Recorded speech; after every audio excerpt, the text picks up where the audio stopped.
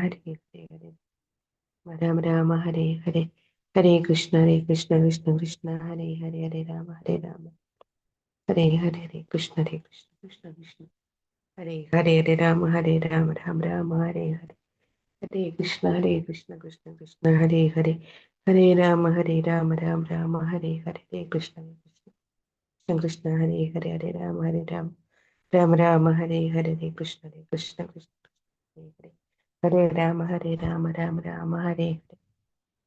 കൃഷ്ണ കൃഷ്ണ കൃഷ്ണ ഹരേ ഹരേ ഹരേ രാമ രാമ രാമ ഹരേ ഹരേ ഹരേ കൃഷ്ണ കൃഷ്ണ കൃഷ്ണ ഹരേ ഹരേ ഹരേ രാമ രാമ രാമ ഹരേ ഹരേ കൃഷ്ണ കൃഷ്ണ കൃഷ്ണ ഹരേ ഹരേ ഹരേ രാമ രാമ രാമ ഹരേ ഹരേ കൃഷ്ണ കൃഷ്ണ കൃഷ്ണ ഹരേ ഹരേ ഹരേ രാമ ഹരേ ഹരേ ഹരേ കൃഷ്ണ കൃഷ്ണ കൃഷ്ണ ഹരേ ഹരേ ഹരേ രാമ രാമ രാമ ഹരേ ഹരേ ഹരേ കൃഷ്ണ കൃഷ്ണ കൃഷ്ണ ഹരേ ഹരേ ഹരേ രാമ രാമ രാമ ഹരേ കൃഷ്ണ കൃഷ്ണ കൃഷ്ണ ഹരേ ഹരേ ഹരേ രാമ രാമ ഹരേ ഹരേ കൃഷ്ണ ഹരേ ഹരേ രാമ രാമ ഹരേ കൃഷ്ണ കൃഷ്ണ ഹരേ ഹരേ ഹരേ രാമ ഹരേ ഹരേ കൃഷ്ണ കൃഷ്ണ കൃഷ്ണ ഹരേ ഹരേ ഹരേ രാമ രാമ ഹരേ ഹരേ ഹരേ കൃഷ്ണ കൃഷ്ണ കൃഷ്ണ ഹരേ ഹരേ ഹരേ രാമ ഹരേ ഹരേ കൃഷ്ണ ഹരേ ഹരേ ഹരേ രാമ കൃഷ്ണ കൃഷ്ണ കൃഷ്ണ ഹരേ ഹരേ കൃഷ്ണ കൃഷ്ണ കൃഷ്ണ ഹരേ ഹരേ രാമ രാമ ഹരേ ഹരേ ഹരേ കൃഷ്ണ കൃഷ്ണ കൃഷ്ണ ഹരേ ഹരേ ഹരേ കൃഷ്ണ കൃഷ്ണ കൃഷ്ണ ഹരേ ഹരേ രാമ രാമ ഹരേ ഹരേ ഹരേ കൃഷ്ണ കൃഷ്ണ കൃഷ്ണ ഹരേ ഹരേ രാമ രാമ ഹരേ കൃഷ്ണ മാതാജി പ്രണാമ മാതാജി.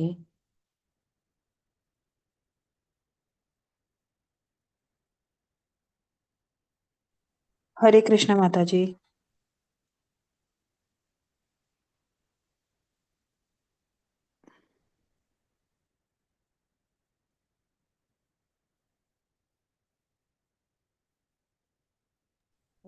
ഹരേ കൃഷ്ണ എല്ലാവർക്കും പ്രണാമം. हरे कृष्ण माता जी. ഹരേ കൃഷ്ണ ഹരേ കൃഷ്ണ. ഓം നമോ ഭഗവതേ വാസുദേവായ. ഓം നമോ ഭഗവതേ വാസുദേവായ. ഓം നമോ ഭഗവതേ വാസുദേവായ. ഓം അജ്ഞാനതിമിരാന്തസ്യ ജ്ഞാനാഞ്ജനാശലാകയാ ചക്ഷുരുന്മീലിതം യേന തസ്മൈ ശ്രീ ഗുരവേ നമഃ. ശ്രീ ചൈതന്യമനോഭീഷ്ടം സ്ഥാപിതം യേന ഭൂതലേ സ്വയം രൂപ കഥാ മഹ്യം ദദാതി സോപദാന്തികം. വന്ദേഹം ശ്രീഗുരോ ശ്രീയുതപദകമലം ശ്രീഗുരോൻ വൈഷ്ണവാം ച ശ്രീരൂപം സാഗ്രജാതം സഗണരഘുനാഥാന്വിതം തം സജീവം സാദ്വൈതം സാവധൂതം പരിജനസഹിതം കൃഷ്ണ ചൈതന്യദേവം ശ്രീരാധാ കൃഷ്ണപാദ സഗണലളിതാ ശ്രീ വിശാഖാന്വിതാംശ്ച. ഹേ കൃഷ്ണ കരുണാ സിന്ധോ ദീനബന്ധോ ജഗത്പദേ ഗോപേശ ഗോപികാ കാന്ത രാധാ കാന്ത നമോസ്തുതേ. തപ്ത കാഞ്ചന ഗൗരാംഗീ ശ്രീരാധേ വൃന്ദാവനേശ്വരി ഋഷഭാനുസുതേ ദേവി പ്രണമാമി ഹരിപ്രിയേ. വാഞ്ചാകൽപതരൂപേശ്ച കൃപാ സിന്ധോഭ്യേവ ച പതിതാനാം പാവനേഭ്യോ വൈഷ്ണവേഭ്യോ നമോ നമഃ. നമോ വിഷ്ണുപാദായ കൃഷ്ണപ്രേഷ്ഠായ ഭൂതലേ ശ്രീമതേ ഭക്തിവേദാന്ത സ്വാമിൻ ഇതി നാമിനേ. നമസ്തേ സാരസ്വതേ ദേവേ ഗൗരവാണി പ്രചാരിണേ നിർവിശേഷ ശൂന്യവാദി പാശ്ചാത്യദേശധാരിണേ. ജയ ശ്രീ കൃഷ്ണ ചൈതന്യ പ്രഭു നിത്യാനന്ദ ശ്രീ അദ്വൈത ഗദാധര ശ്രീവാസാദി ഗൗരഭക്തവൃന്ദ. ഹരേ കൃഷ്ണ കൃഷ്ണ കൃഷ്ണ ഹരേ ഹരേ ഹരേ രാമ രാമ രാമ ഹരേ ഹരേ. ഹരേ കൃഷ്ണ. ശ്രീ രാധാ ഗോവിന്ദ ടെമ്പിൾ ഇസ്കോൺ മാംഗ്ലൂരിന്റെ 18 ദിവസത്തെ ഭഗവത്ഗീത ക്ലാസ്സിലേക്ക് സ്വാഗതം. ഇന്ന് അധ്യായം 2 ഗീതാ വിഷയ സംഗ്രഹം. അപ്പൊ നമ്മളിന്ന് ഒന്നാമത്തെ അധ്യായം കഴിഞ്ഞു, രണ്ടാമത്തെ അധ്യായത്തിലോട്ട് കടക്കാണെന്ന്. അധ്യായം 2 ഗീതാ വിഷയ സംഗ്രഹത്തിലോട്ട് പോകാണ്. അപ്പൊ അധ്യായം 2 തുടങ്ങുന്നതിന് മുമ്പ് നമ്മൾ ഇന്നലെ പറഞ്ഞു നിർത്തിയത് എവിടെയാണ് പറയാൻ പറ്റുമോ? നമ്മൾ ഇന്നലെ എന്താ പറഞ്ഞു നിർത്തിയത് ലാസ്റ്റ്? ഹരേ കൃഷ്ണ. നമ്മൾ ഇന്നലെ ലാസ്റ്റ് പറയാണ് അർജുനൻ വില്ലും ശരങ്ങളൊക്കെ താഴെ വെച്ചിട്ട് യുദ്ധം ചെയ്യാനായിട്ട് പറ്റുന്നില്ല, യുദ്ധം ചെയ്യണ്ടെന്ന് പറഞ്ഞിട്ട് നിൽക്കാണ് അല്ലെ. ലാസ്റ്റ് ശ്ലോകത്തിൽ അങ്ങനെയല്ലേ പറഞ്ഞ? സഞ്ജയം പറഞ്ഞു കൊടുക്കാണ് അപ്പൊ യുദ്ധം ചെയ്യാനായിട്ട് താല്പര്യമില്ല എന്ന് പറഞ്ഞിട്ട് അർജുനൻ രണാങ്കണത്തിൽ വെച്ച് ഇത്രയും പറഞ്ഞ് വില്ലും ശരങ്ങളും താഴെയിട്ട് അത്യന്തം ദുഃഖിതനായിട്ട് തേരിലിരിപ്പായി എന്നാണ് നമ്മൾ ലാസ്റ്റ് ശ്ലോകത്തിൽ കണ്ടു നിൽക്കുന്നത്. അപ്പൊ ഇനി അധ്യായം 2 ഗീതാവിഷയ സംഗ്രഹത്തില് ഭഗവാൻ അർജുനന് ജ്ഞാനം ഉപദേശിക്കാൻ തുടങ്ങാണ്. കാരണം അർജുനൻ യുദ്ധം ചെയ്യാൻ പറ്റില്ല എന്ന് പറഞ്ഞപ്പോ അത് എന്തുകൊണ്ടാണ് അർജുനൻ 5 കാരണങ്ങൾ പറഞ്ഞിരുന്നു എന്നല്ലേ യുദ്ധം ചെയ്യാതിരിക്കാനായിട്ട്. ഓർമ്മയുണ്ട് ആർക്കെങ്കിലും എന്തൊക്കെയാണ് ആ 5 കാരണങ്ങൾ എന്ന്? ആ 5 കാരണം ഹരേ കൃഷ്ണ. ഹരേ കൃഷ്ണ. വിഷം കൊടുക്കുന്നവൻ വീട് വെക്കുന്നതിനൊക്കെ കുഴപ്പമില്ല എന്ന് പറഞ്ഞിട്ട്. അതെ, അപ്പോ 5 കാരണങ്ങൾ പറഞ്ഞിരുന്നു. അപ്പൊ അതൊന്ന് പറഞ്ഞാൽ പാപമല്ല ചെയ്യുന്നതെന്നൊന്ന് പാപാണെന്ന് പറഞ്ഞു അല്ലെ. അവരൊക്കെ യുദ്ധത്തിൽ കൊല്ലാന്ന് പറഞ്ഞിട്ടുണ്ടെങ്കിൽ അത് പാപാന്ന് പറഞ്ഞു. പിന്നെ അർജുനന്റെ മൃദുല ഹൃദയത്വം, ഭൗതിക സുഖങ്ങള്, പാപം, കുടുംബ പാരമ്പര്യം, തീരുമാനമെടുക്കാനുള്ള പറ്റാത്തൊരവസ്ഥ, ഇങ്ങനെ 5 കാരണങ്ങൾ പറഞ്ഞു. അപ്പൊ ഭഗവാൻ ഇതിനൊക്കെ കൗണ്ടർ കൊടുക്കാണ് അർജുനന്. അതായത് ഇതൊന്നും ചെയ്യുന്നത് പ്രശ്നമുള്ള കാര്യമില്ല എന്നുള്ളത് ഈ അധ്യായത്തിൽ അർജുനന് ഭഗവാൻ പറഞ്ഞു കൊടുക്കുകയാണ് ചെയ്യുന്നത്. അപ്പൊ നമുക്ക് അധ്യായം 2 ഗീതാവിഷയ സംഗ്രഹം. അപ്പൊ ഈ അധ്യായത്തിന്റെ പേര് തന്നെ എന്താണ്? ഗീതാവിഷയ സംഗ്രഹം എന്നാണ് പറയുന്നത്. അപ്പൊ എല്ലാ വിഷയങ്ങളുടെയും ഒരു സംഗ്രഹമാണ് ഇത് ഈ അധ്യായം. നമ്മൾ പറഞ്ഞു ഭഗവത്ഗീതയിൽ 18 അധ്യായങ്ങളാണ്. ആദ്യത്തെ 6 അധ്യായത്തിന് കർമ്മയോഗമെന്നും പിന്നീട് വരുന്ന 6 അധ്യായങ്ങൾ ഭക്തിയോഗമെന്നും ലാസ്റ്റത്തെ 6 അധ്യായങ്ങള് ജ്ഞാനയോഗമാണെന്നും നമ്മൾ പറഞ്ഞു. അപ്പൊ ഈ 18 അധ്യായത്തിന്റെ ഒരു സംഗ്രഹമാണെന്ന് പറയാൻ കാരണം വെച്ചിട്ടുണ്ടെങ്കിൽ ഭഗവാൻ ഇവിടെ അർജുനന് ഈ അധ്യായത്തിലൂടെ കർമ്മയോഗവും ജ്ഞാനയോഗവും ഭക്തിയോഗവും ഇതെല്ലാതും പറഞ്ഞു കൊടുക്കുന്നുണ്ട്. ഈ 3 യോഗങ്ങളും ഈ അധ്യായത്തിലൂടെ ഭഗവാൻ പറഞ്ഞു കൊടുക്കുന്നതുകൊണ്ടാണ് നമ്മൾ ഈ അധ്യായത്തിന് എന്ത് പറയുന്നത് ഗീതാ വിഷയ സംഗ്രഹം എന്ന് പറയാനായിട്ട് കാരണം. അപ്പൊ ഈ അധ്യായത്തില് ആദ്യം ഭഗവാൻ ജ്ഞാനയോഗം നൽകുന്നുണ്ട്, പിന്നെ കർമ്മയോഗം നൽകുന്നുണ്ട്, പിന്നീട് ഭക്തിയോഗവും ഭഗവാൻ ഇതിൽ ഈ അധ്യായത്തിലൂടെ അർജുനന് പറഞ്ഞു കൊടുക്കാണ്. അപ്പൊ ഫസ്റ്റ് ഈ ജ്ഞാനയോഗത്തിൽ എന്താണ് പറയുന്നത്? ശരീരത്തിനെയും ആത്മാവിനെയും ഒക്കെ കുറിച്ച്, അവ തമ്മിലുള്ള വ്യത്യാസത്തെ കുറിച്ച്, അവ തമ്മിലുള്ള ബന്ധത്തെ കുറിച്ചൊക്കെ അർജുനന് പറഞ്ഞു കൊടുക്കുന്നുണ്ട്. കർമ്മയോഗത്തിലൂടെ ചെയ്യുന്ന പ്രവൃത്തികൾ എങ്ങനെ ചെയ്യണം, എല്ലാം ഭഗവാനിൽ അർപ്പിച്ചുകൊണ്ട് ചെയ്യണം, അതിന്റെ ലാഭവും നഷ്ടവും നോക്കാതെ പ്രതിഫല ഇല്ലാതെ ചെയ്യണമെന്ന് ഭഗവാൻ പറഞ്ഞു കൊടുക്കുകയാണ്. പിന്നെ ഭക്തിയോഗത്തിലൂടെ എന്ന് പറയുമ്പോൾ എന്താണ്? കൃഷ്ണാവബോധപരമായിട്ടായിരിക്കണം നമ്മൾ എല്ലാ പ്രവൃത്തികളും ചെയ്യേണ്ടതെന്ന് ഈ അധ്യായത്തിലൂടെ ഭഗവാൻ പറഞ്ഞു കൊടുക്കുകയാണ്. അപ്പൊ ഇനി ഈ അധ്യായത്തിനെ കുറിച്ച് നമുക്ക് പറയാം. അപ്പൊ ഭഗവാൻ അർജുനൻ യുദ്ധം ചെയ്യില്ല എന്ന് പറഞ്ഞ് തേരിലിരിക്കുകയാണ്. അപ്പൊ അതുമെന്നാണ് നമ്മൾ 2ാമത്തെ അധ്യായം സ്റ്റാർട്ട് ചെയ്യുന്നത്. അപ്പൊ ആ 5 പോയിന്റ്. അപ്പൊ ഭഗവാനോട് അർജുനൻ പറയാണല്ലോ യുദ്ധം ചെയ്യാൻ എനിക്ക് പറ്റില്ല എന്ന് പറഞ്ഞിട്ട് വില്ല് ശരങ്ങളും താഴെ വെച്ചിട്ട് അത്യന്തം ദുഃഖിതനായിട്ട് തേരിലിരിക്കുകയാണ്. അപ്പൊ അർജുനനോട് ഭഗവാൻ ചോദിക്കാണ്, നിനക്ക് എവിടെ നിന്നാണ് ഈ പറഞ്ഞ മാലിന്യങ്ങൾ വന്നു പെട്ടതെന്നാണ് അർജുനനോട് ഭഗവാൻ ചോദിക്കുന്നത്. അപ്പൊ ഫസ്റ്റ് ശ്ലോകം ഇതിലില്ല. ഇതിൽ തുടങ്ങുന്നത്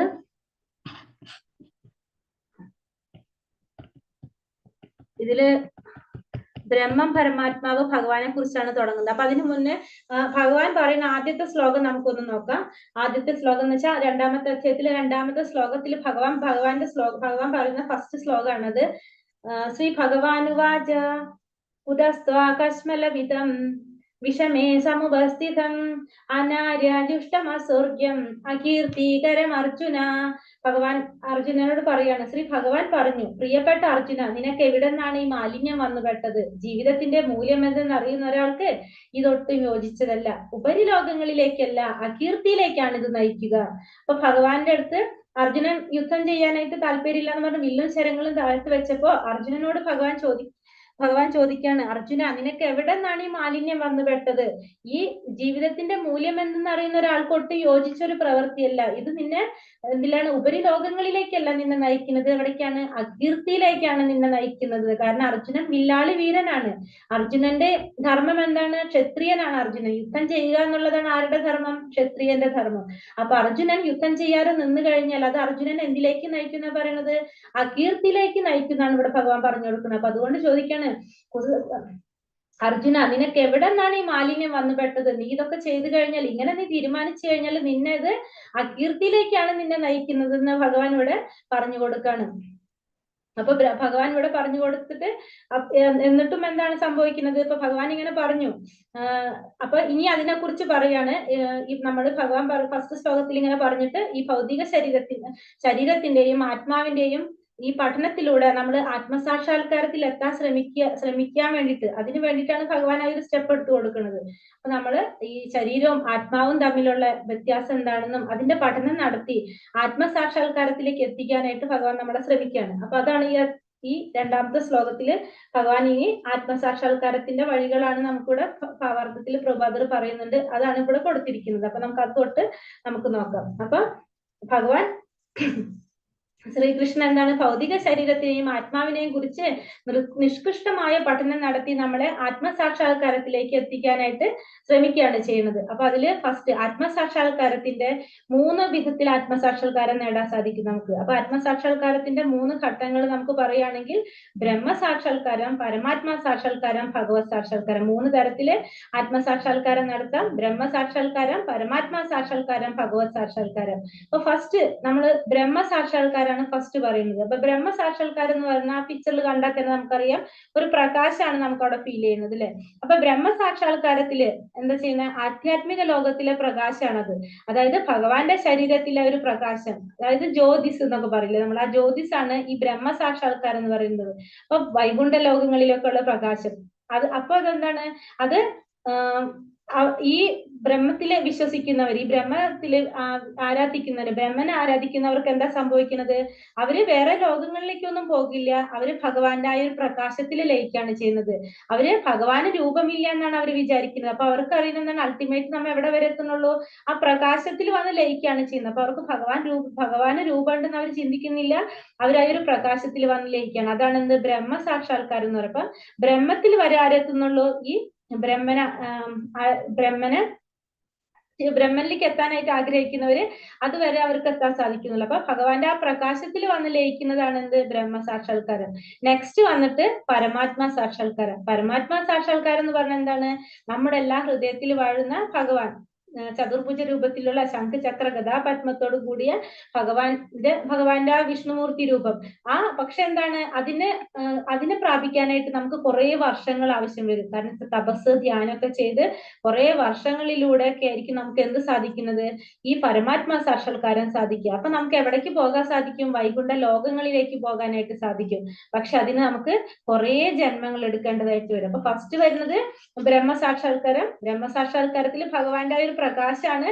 ആ പ്രകാശത്തിലോട്ട് ലയിക്കുകയാണ് നമ്മൾ ചെയ്യുന്നത്. അപ്പൊ ഭഗവാന് രൂപം ഉണ്ടെന്നല്ല ചിന്തിക്കുന്നത്, ആ ഒരു പ്രകാശം മാത്രം, ജ്യോതിസ് മാത്രം അവിടെ ചിന്തിക്കുന്നുള്ളൂ. രണ്ടാമത്തെ വന്നിട്ട് പരമാത്മാ സാക്ഷാത്കാരം എന്ന് പറയുമ്പോൾ ഭഗവാന്റെ ചതുർഭുജ രൂപം, ശംഖ് ചക്ര ഗദാ പത്മത്തോടു കൂടിയ ഭഗവാന്റെ ആ ചതുർഭുജ രൂപത്തെയാണ് ആരാധിക്കുന്നത്. അപ്പൊ എന്താണ്? വൈകുണ്ഠ ലോകങ്ങളിലേക്ക് പോകാൻ സാധിക്കും. പക്ഷെ അതിന് കുറെ ജന്മങ്ങൾ നമ്മൾ എടുക്കേണ്ടതായിട്ട് വരും. മൂന്നാമത്തതാണ് ഭഗവത് സാക്ഷാത്കാരം.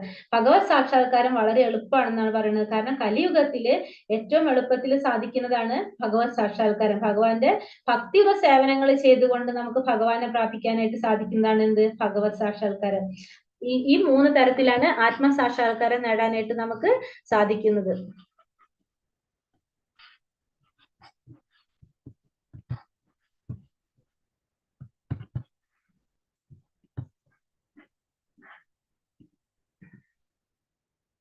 ഇനി ഇതിനെ കമ്പയർ ചെയ്തിരിക്കുകയാണ്. ഈ പറഞ്ഞ പോലെ തന്നെ ബ്രഹ്മസാക്ഷാത്കാരവും പരമാത്മാ സാക്ഷാത്കാരവും ഭഗവത് സാക്ഷാത്കാരത്തിനെ എന്തിനോട് കമ്പയർ ചെയ്തിരിക്കുകയാണ്? സൂര്യന്റെ രശ്മിയോട് ഉപമിച്ചിരിക്കുകയാണ്. അപ്പൊ സൂര്യന്റെ രശ്മിയോട്, സൂര്യഗ്രഹത്തോട് ഉപമിച്ചപ്പോൾ എന്താണ്? ബ്രഹ്മത്തിനെ സൂര്യരശ്മിയോട് കമ്പയർ ചെയ്താണെങ്കിൽ പ്രകാശത്തിൽ ലയിച്ചു കഴിഞ്ഞാൽ എന്താണ്?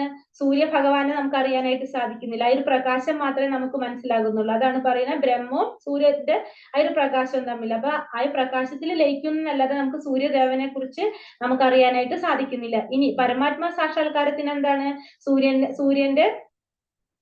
സൂര്യനോട് ഉപമിച്ചിരിക്കുകയല്ല, സൂര്യന്റെ സമീപം വസിക്കാനായിട്ട് നമുക്ക് സാധിക്കും. പക്ഷെ എന്താണ്? ഭഗവാനെ കുറിച്ച്, സൂര്യഭഗവാനെ കുറിച്ചിട്ട്, സൂര്യദേവനെ കുറിച്ച് നമുക്ക് കൂടുതൽ അറിയാനായിട്ട് സാധിക്കുന്നില്ല. അതും അറിവ് നമ്മളെ പൂർണ്ണമാകുന്നില്ല. പക്ഷെ ഭഗവത് സാക്ഷാത്കാരം സൂര്യദേവനായിട്ടാണ് കമ്പയർ ചെയ്യുന്നത്. അപ്പൊ സൂര്യ സാക്ഷാത്കാരത്തിലൂടെ സൂര്യദേവനോടൊപ്പം വസിക്കാൻ കഴിഞ്ഞാൽ നമുക്ക് എന്താ സംഭവിക്കുക? സൂര്യദേവനെ സേവിക്കാൻ സാധിക്കും, ഭഗവാന്റെ ഒപ്പം ഇരിക്കാൻ പറ്റും, എല്ലാം അറിയാനായിട്ട് സാധിക്കും. അതാണ് പരമാത്മ സാക്ഷാത്കാരത്തിന്റെ 3 ഭാവങ്ങൾ പറയുന്നത്. കമ്പാരിസൺ ചെയ്ത് നമുക്ക് പറഞ്ഞതാണ്. പിന്നെ ഇപ്പൊ നമ്മൾ പറഞ്ഞു. അപ്പൊ അതിൽ ഏറ്റവും നമുക്കിപ്പോ മനസ്സിലായല്ലോ.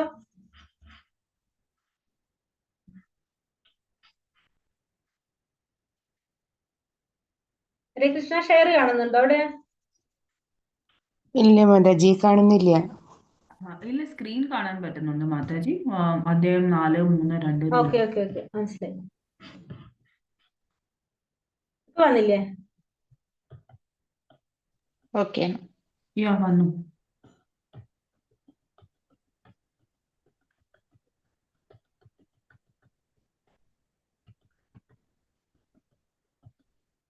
ഇപ്പൊ നമുക്ക് മനസ്സിലായി ഈ 3 സാക്ഷാത്കാരത്തിൽ നമുക്ക് ഏതാണ് വേണ്ടത്? ഭഗവത് സാക്ഷാത്കാരത്തിലേക്ക് എത്താനാണ് നമ്മൾ ശ്രമിക്കേണ്ടത്. കാരണം സൂര്യപ്രകാശത്തിലേക്ക് ഭഗവാന്റെ ജ്യോതിസിലോട്ട് പോയാലും പരമാത്മാ സാക്ഷാത്കാരത്തിൽ എത്തിയാലും നമ്മൾ പൂർണ്ണരാകുന്നില്ല. നമുക്ക് എന്താണ് വേണ്ടത്?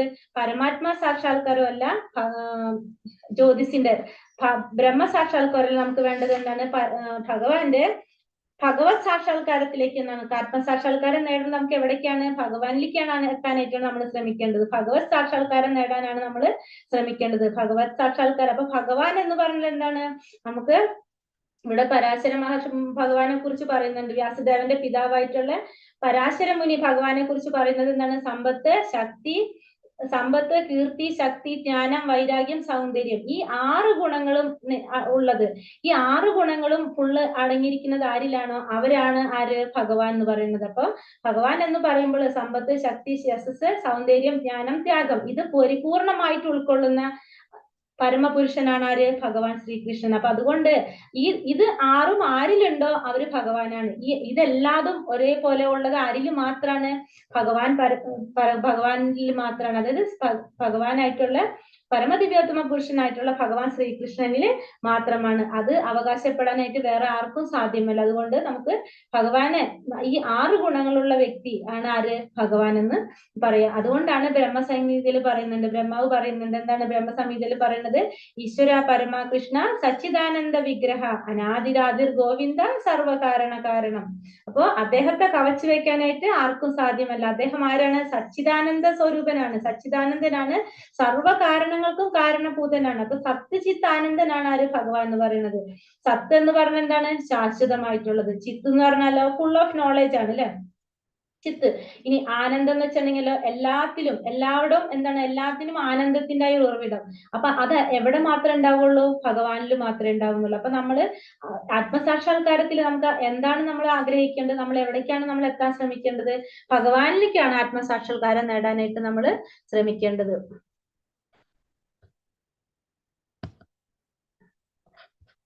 ഇടയ്ക്ക്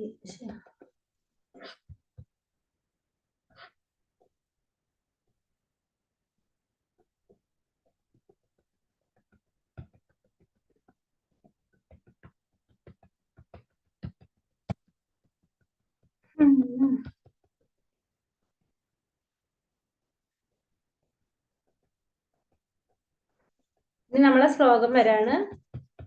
ഒരു മിനിറ്റ്, എനിക്ക് തോന്നുന്നു മൗസ് കുത്തട്ടെന്ന്.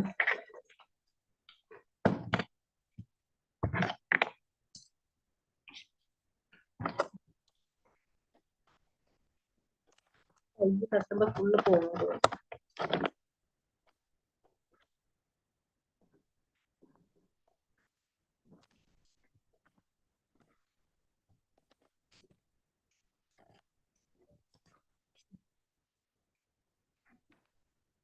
ഇനി ശ്ലോകം തുടങ്ങാണ്. അപ്പൊ നമ്മള് ഈ അധ്യായത്തില് ബ്രഹ്മസാക്ഷാത്കാരത്തിനെ കുറിച്ച് മനസ്സിലായി നമുക്ക്. അപ്പൊ 3 തരത്തില് സാക്ഷാത്കാരം നടത്താൻ സാധിക്കും നമുക്ക്. ബ്രഹ്മസാക്ഷാത്കാരം, പരമാത്മാ സാക്ഷാത്കാരം, പിന്നെ ലാസ്റ്റ് വന്നിട്ട് ഭഗവത് സാക്ഷാത്കാരം. അങ്ങനെ 3 തരത്തില് സാക്ഷാത്കാരം ചെയ്യാനായിട്ട് സാധിക്കുന്നു പറഞ്ഞു. അപ്പൊ ഇനി അർജുനൻ പറയാണ്. അപ്പൊ അർജുനൻ എന്താണ് സംഭവിക്കുന്നത്? അർജുനൻ ഇതൊക്കെ ഭഗവാൻ പറയുന്നുണ്ടെങ്കിലും അർജുനൻ എന്ത് തോന്നുന്നില്ല? അർജുനന് യുദ്ധം ചെയ്യണ, അർജുനന്റെ പ്രോബ്ലം എവിടെയാണ്? യുദ്ധം ചെയ്യാന്നുള്ളതാണ്, അല്ലെ? അപ്പൊ അർജുനനോട് ഭഗവാൻ പറയാണ്, ഇതൊന്നും ഈ പറഞ്ഞ പോലെയല്ല, ഈ സാക്ഷാത്കാരം നേടാനായിട്ട് നമ്മൾ ശ്രമിക്കേണ്ടതാണെന്നൊക്കെ പറയുമ്പോ അർജുനൻ വീണ്ടും പറയുന്നത് എന്താണ്?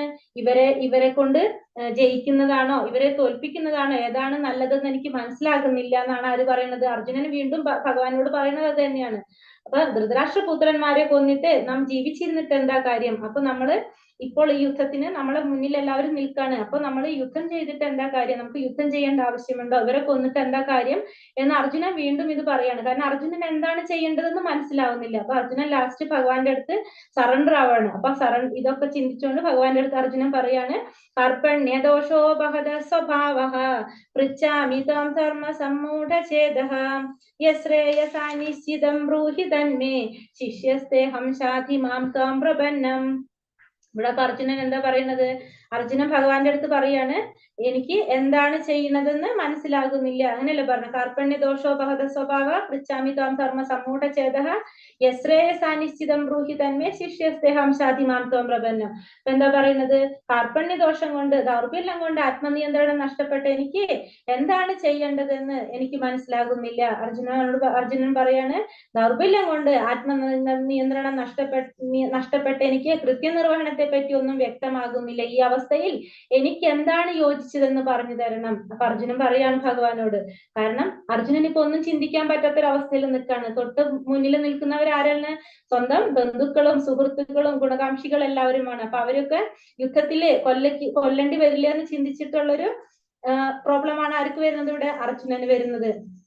അപ്പൊ അതുകൊണ്ട് അർജുനൻ പറയാണ്, എനിക്ക് അതിന്റെ ആത്മനിയന്ത്രണം നഷ്ടപ്പെട്ടിട്ട് കൃത്യനിർവഹണത്തെ പറ്റി എനിക്ക് ഒന്നും വ്യക്തമാകുന്നില്ല. ഈ അവസ്ഥയിൽ എനിക്ക് ഏറ്റവും യോജിച്ചത് എന്താണെന്ന് ആര് പറഞ്ഞു തരണമെന്ന് പറയാണ്, ഭഗവാനോട് പറയാണ്. അപ്പൊ ഇവിടെ അർജുനൻ ഭഗവാനെ ആരായിട്ട് സ്വീകരിക്കാണ്? ഗുരുവായിട്ട് സ്വീകരിക്കാണ്. കാരണം അർജുനൻ എന്താണ് ചിന്തിക്കുന്നത്? അർജുനൻ അങ്ങനത്തെ ഒരു അവസ്ഥ വന്നപ്പോ സ്വന്തമായിട്ടൊരു തീരുമാനം എടുക്കാതെ അർജുനൻ അതിന് ഉചിതമായിട്ടുള്ള ഒരാളുടെ അടുത്ത് ഉപദേശം തേടാണ് ചെയ്യുന്നത്. ഇപ്പൊ നമ്മളുടെ ഒരു അങ്ങനത്തെ ഒരു ക്രിട്ടിക്കൽ ആയിട്ടുള്ള ഒരു സിറ്റുവേഷൻ വരുമ്പോൾ നമ്മൾ സ്വന്തമായിട്ട് തീരുമാനം എടുക്കുമ്പോൾ ആ തീരുമാനങ്ങൾ ചിലപ്പോൾ എന്തായിട്ട് മാറാം? തെറ്റായിട്ട് മാറാം. പക്ഷെ അങ്ങനെയുള്ള സാഹചര്യങ്ങളിൽ നമുക്ക് ഉപദേശം തരാൻ പറ്റാവുന്ന അങ്ങനെ യോഗ്യതയുള്ള ഒരു വ്യക്തികളിൽ നിന്ന് നമ്മൾ ഉപദേശം സ്വീകരിച്ചു കഴിഞ്ഞാൽ സ്വാഭാവികമായിട്ടും ആ ഒരു സിറ്റുവേഷനെ തരണം ചെയ്യാനായിട്ട് നമുക്ക് സാധിക്കും.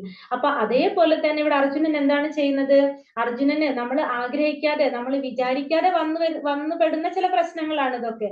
അങ്ങനത്തെ ഒക്കെ സമയത്ത് നമ്മൾ എന്താ ചെയ്യേണ്ടത്? നമ്മൾ യോഗ്യനായിട്ടുള്ള ഒരു ആത്മീയ ആചാര്യന്റെ സഹായം തേടേണ്ടത് അത്യാവശ്യമാണ്. അങ്ങനെ അതായത് ആ ആചാര്യൻ എങ്ങനെയായിരിക്കണം? ഈ വൈദിക ഗ്രന്ഥങ്ങളൊക്കെ പഠിച്ച് ഭഗവാനെ അറിഞ്ഞിട്ടുള്ള ഒരു വ്യക്തി, അതായത് സത്യം മനസ്സിലാക്കിയിട്ടുള്ള ഒരു വ്യക്തിയിൽ നിന്ന് നമ്മൾ എന്ത് ചെയ്യാൻ ശ്രമിക്കണം? ഉപദേശം നേടാനായിട്ട് ശ്രമിക്കണം. അതേപോലെ അപ്പൊ ഇവിടെ അർജുനൻ അത് പ്രകാരം എന്താണ് ചെയ്തത്? വിശ്വാസിനായിട്ടുള്ള ഒരു ആത്മീയ ഗുരുവായിട്ട് ആരെ സ്വീകരിക്കാണ്? ഭഗവാനെ സ്വീകരിക്കാണ്. അങ്ങനെ ഭഗവാനിൽ നിന്ന് ഉപദേശം തേടാൻ തുടങ്ങിയാണ്. അപ്പൊ ഭഗവാനോട് അർജുനൻ പറയണത്, ഈ അവസ്ഥയിൽ എനിക്ക് എന്താണെന്ന് മനസ്സിലാകുന്നില്ല, ഞാൻ എന്ത് ചെയ്യണമെന്ന് എനിക്ക് അറിയുന്നില്ല, അതുകൊണ്ട് എനിക്ക് വേണ്ട ഉപദേശങ്ങൾ തരണം എന്നാണ് ഇവിടെ അർജുനൻ ഭഗവാനോട് പറയുന്നത്. അപ്പൊ അർജുനനും ഭഗവാനും തമ്മിലുള്ള ഒരു സൗഹൃദ സംഭാഷണം നടത്തിയിട്ട് ഇത്തിരി കൂടി സീരിയസ് ആയിട്ട് മാറാണ് ഇവിടെ നിന്ന്.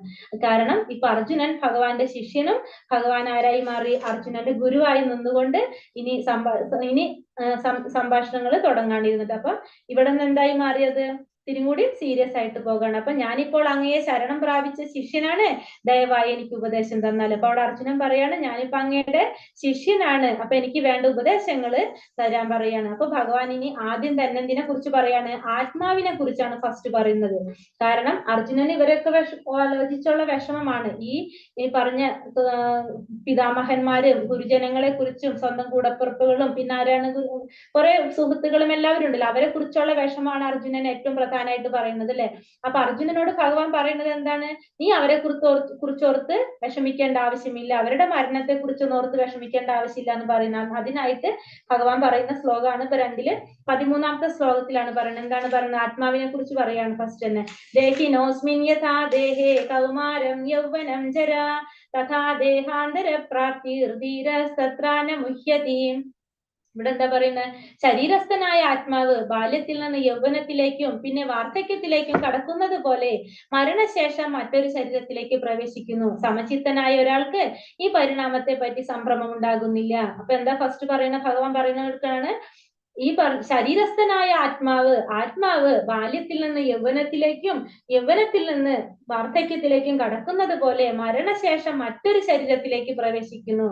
സമചിത്തനായിട്ട് ഒരാൾക്ക് ഇതിനെക്കുറിച്ചൊരു സംഭ്രമം ഉണ്ടാകേണ്ട ആവശ്യമില്ല എന്ന് പറയുന്നത്. അപ്പൊ അതിനായിട്ട് നീ ഒന്നും ചിന്തിക്കേണ്ട ആവശ്യമില്ല. കാരണം ആത്മാവ് എന്താ സംഭവിക്കുന്നത്? നമ്മുടെ ശരീരത്തിന് എങ്ങനെ വരുന്ന ശരീരത്തിന്റെ ശരീരസ്ഥനായ ആത്മാവ് ബാല്യത്തിൽ നിന്ന് യൗവനത്തിലേക്കും പിന്നെ വാർദ്ധക്യത്തിലേക്കും കടക്കുകയാണ് ചെയ്യുന്നത്. അവിടെ എന്ത് സംഭവിക്കുന്നില്ല? ആത്മാവിന് ഒരു മാറ്റവും പറ്റുന്നില്ല, ശരീരത്തിന് മാത്രമേ മാറ്റം സംഭവിക്കുന്നുള്ളൂ. അതേപോലെ തന്നെ മരണശേഷം എന്ത് സംഭവിക്കുന്നത്? ഒരു ശരീരത്തിൽ നിന്ന് മറ്റൊരു ശരീരത്തിലേക്ക് ആര് മാറാണ് ചെയ്യുന്നത്? ആത്മാവ് മാറാണ് ചെയ്യുന്നത്. അപ്പൊ സമചിത്തനായിട്ടുള്ള ഒരാൾക്ക് ഇതിനെക്കുറിച്ചൊക്കെ നന്നായിട്ട് മനസ്സിലാക്കിയിട്ടുള്ള പൂർണ്ണമായിട്ടുള്ള അറിവ് നേടിയ ഒരു വ്യക്തിക്ക് എന്താണ് ഇതിനെക്കുറിച്ച് സംഭ്രമം ഉണ്ടാകുന്നില്ല. ധീരനായിട്ടുള്ള ഒരു വ്യക്തി, ആത്മാവിനെ കുറിച്ച് മനസ്സിലാക്കിയിട്ടുള്ള ധീരനായിട്ടുള്ള ഒരു വ്യക്തിക്ക് ഇതിനെക്കുറിച്ചൊരു സംഭ്രമം ഉണ്ടാകുന്നില്ല. അപ്പൊ നമ്മൾ എന്താ പറയുന്നത്? ചിലപ്പോൾ നമ്മൾ കുട്ടിയായിട്ടും യുവാവായിട്ടും വൃദ്ധനായിട്ടും ഒക്കെ കാണപ്പെടും. നമ്മുടെ ശരീരത്തിന് മാത്രമാണ് എന്ത് സംഭവിക്കുന്നത്? ഈ മാറ്റങ്ങൾ സംഭവിക്കുന്നത്. ആത്മാവാണെങ്കിലോ ആത്മാവിന് യാതൊരു മാറ്റവും സംഭവിക്കുന്നില്ല. ആത്മാവ് മരണശേഷം എന്ത് സംഭവിക്കാണ്? ശരീരം മരണപ്പെടുമ്പോ ആ ആത്മാവ് എന്ത് ചെയ്യാണ്? ആ ശരീരത്തിൽ നിന്ന് വേറൊരു ശരീരത്തിലോട്ട് മാറാണ് ചെയ്യുന്നത്. അപ്പൊ ഇവിടെ അർജുനനോട് ഭഗവാൻ പറയുന്നതാണ്, ഭീഷ്മരും അതേപോലെ തന്നെ ഗുരുജനങ്ങളും ഒക്കെ ഉണ്ടല്ലോ, അവരുടെ ഒന്നും മരണത്തെ ചൊല്ലി നീ വിലപിക്കേണ്ട ആവശ്യമില്ല. കാരണം ഒരു പഴകിപ്പോയിട്ടുള്ള ആ ശരീരത്തിൽ നിന്ന് വേറൊരു ശരീരത്തിലേക്ക് മാറുന്നു മാത്രമേ ചെയ്യുന്നുള്ളൂ. അതുകൊണ്ട് നീ എന്ത് ചെയ്യേണ്ട ആവശ്യമില്ല. നീ ഈ പറഞ്ഞ പോലെ ഇവരുടെ ഒന്നും മരണത്തെ പറ്റി ഓർത്ത് വിലപിക്കേണ്ട ആവശ്യമില്ല എന്നാണ് ഇവിടെ അർജുനനോട് ഭഗവാൻ പറയുന്നത്. ഇനി ആ ശരീരം എങ്ങനെയാണെന്നും കൂടി പറഞ്ഞു കൊടുക്കാണ് അർജുനനോട് ഭഗവാൻ. ആത്മാവും ശരീരം തമ്മിലുള്ള വ്യത്യാസം പറഞ്ഞു കൊടുക്കാണ്. ആത്മാവ്, ശരീരം എന്താണ്? പഞ്ചഭൂതങ്ങൾ കൊണ്ട് നിർമ്മിതമാണ്. ഭൂമി, ജലം, അഗ്നി, വായു, ആകാശം എന്നീ ഭൂതങ്ങളാൽ നിർമ്മിതമാണ് എന്ത്? നമ്മുടെ ശരീരം. ശരീരം നശിക്കുന്നതാണ്, ശരീരത്തിന് നാശം സംഭവിക്കുന്നതാണ്. പക്ഷെ ആത്മാവ് എന്താണ്? നാശം സംഭവിക്കുന്നതല്ല. ആത്മാവിന് നാശമില്ല. അത് നമുക്ക് കാണാൻ സാധിക്കുന്നില്ല ആത്മാവിനെ, എങ്കിലും നമുക്കറിയാം ഈ ശരീരത്തിന് ചേതന നൽകുന്നതാണ് എന്ത്? ആത്മാവ്. ആത്മാവില്ല എന്ന് വെച്ചിട്ടുണ്ടെങ്കിൽ എന്താ സംഭവിക്കുക? ജീവൻ നൽകുന്നത് ആത്മാവാണ്. ആത്മാവില്ലാതെ വന്നിട്ടുണ്ടെങ്കിൽ നമ്മൾ എന്ത് പറയും? മരിച്ചുപോയി എന്ന് പറയില്ല, സത്തുപോയി എന്ന് പറയും. അപ്പൊ ഈ ശരീരം എന്ന് പറഞ്ഞാൽ പഞ്ചഭൂതങ്ങളാൽ നിർമ്മിതമാണ്, അത് നശിച്ചു പോകാനുള്ളതാണ്. പക്ഷെ ആത്മാവ് എന്താണ്? നാശമില്ലാത്തതാണ്. ഈ ശരീരത്തിന് ചേതന നൽകുന്നത് എന്താണ്? ആത്മാവാണ്. ആത്മാവിനെ നമുക്ക് കാണാൻ സാധിക്കുന്നില്ല എന്ന് മാത്രമേ ഉള്ളൂ.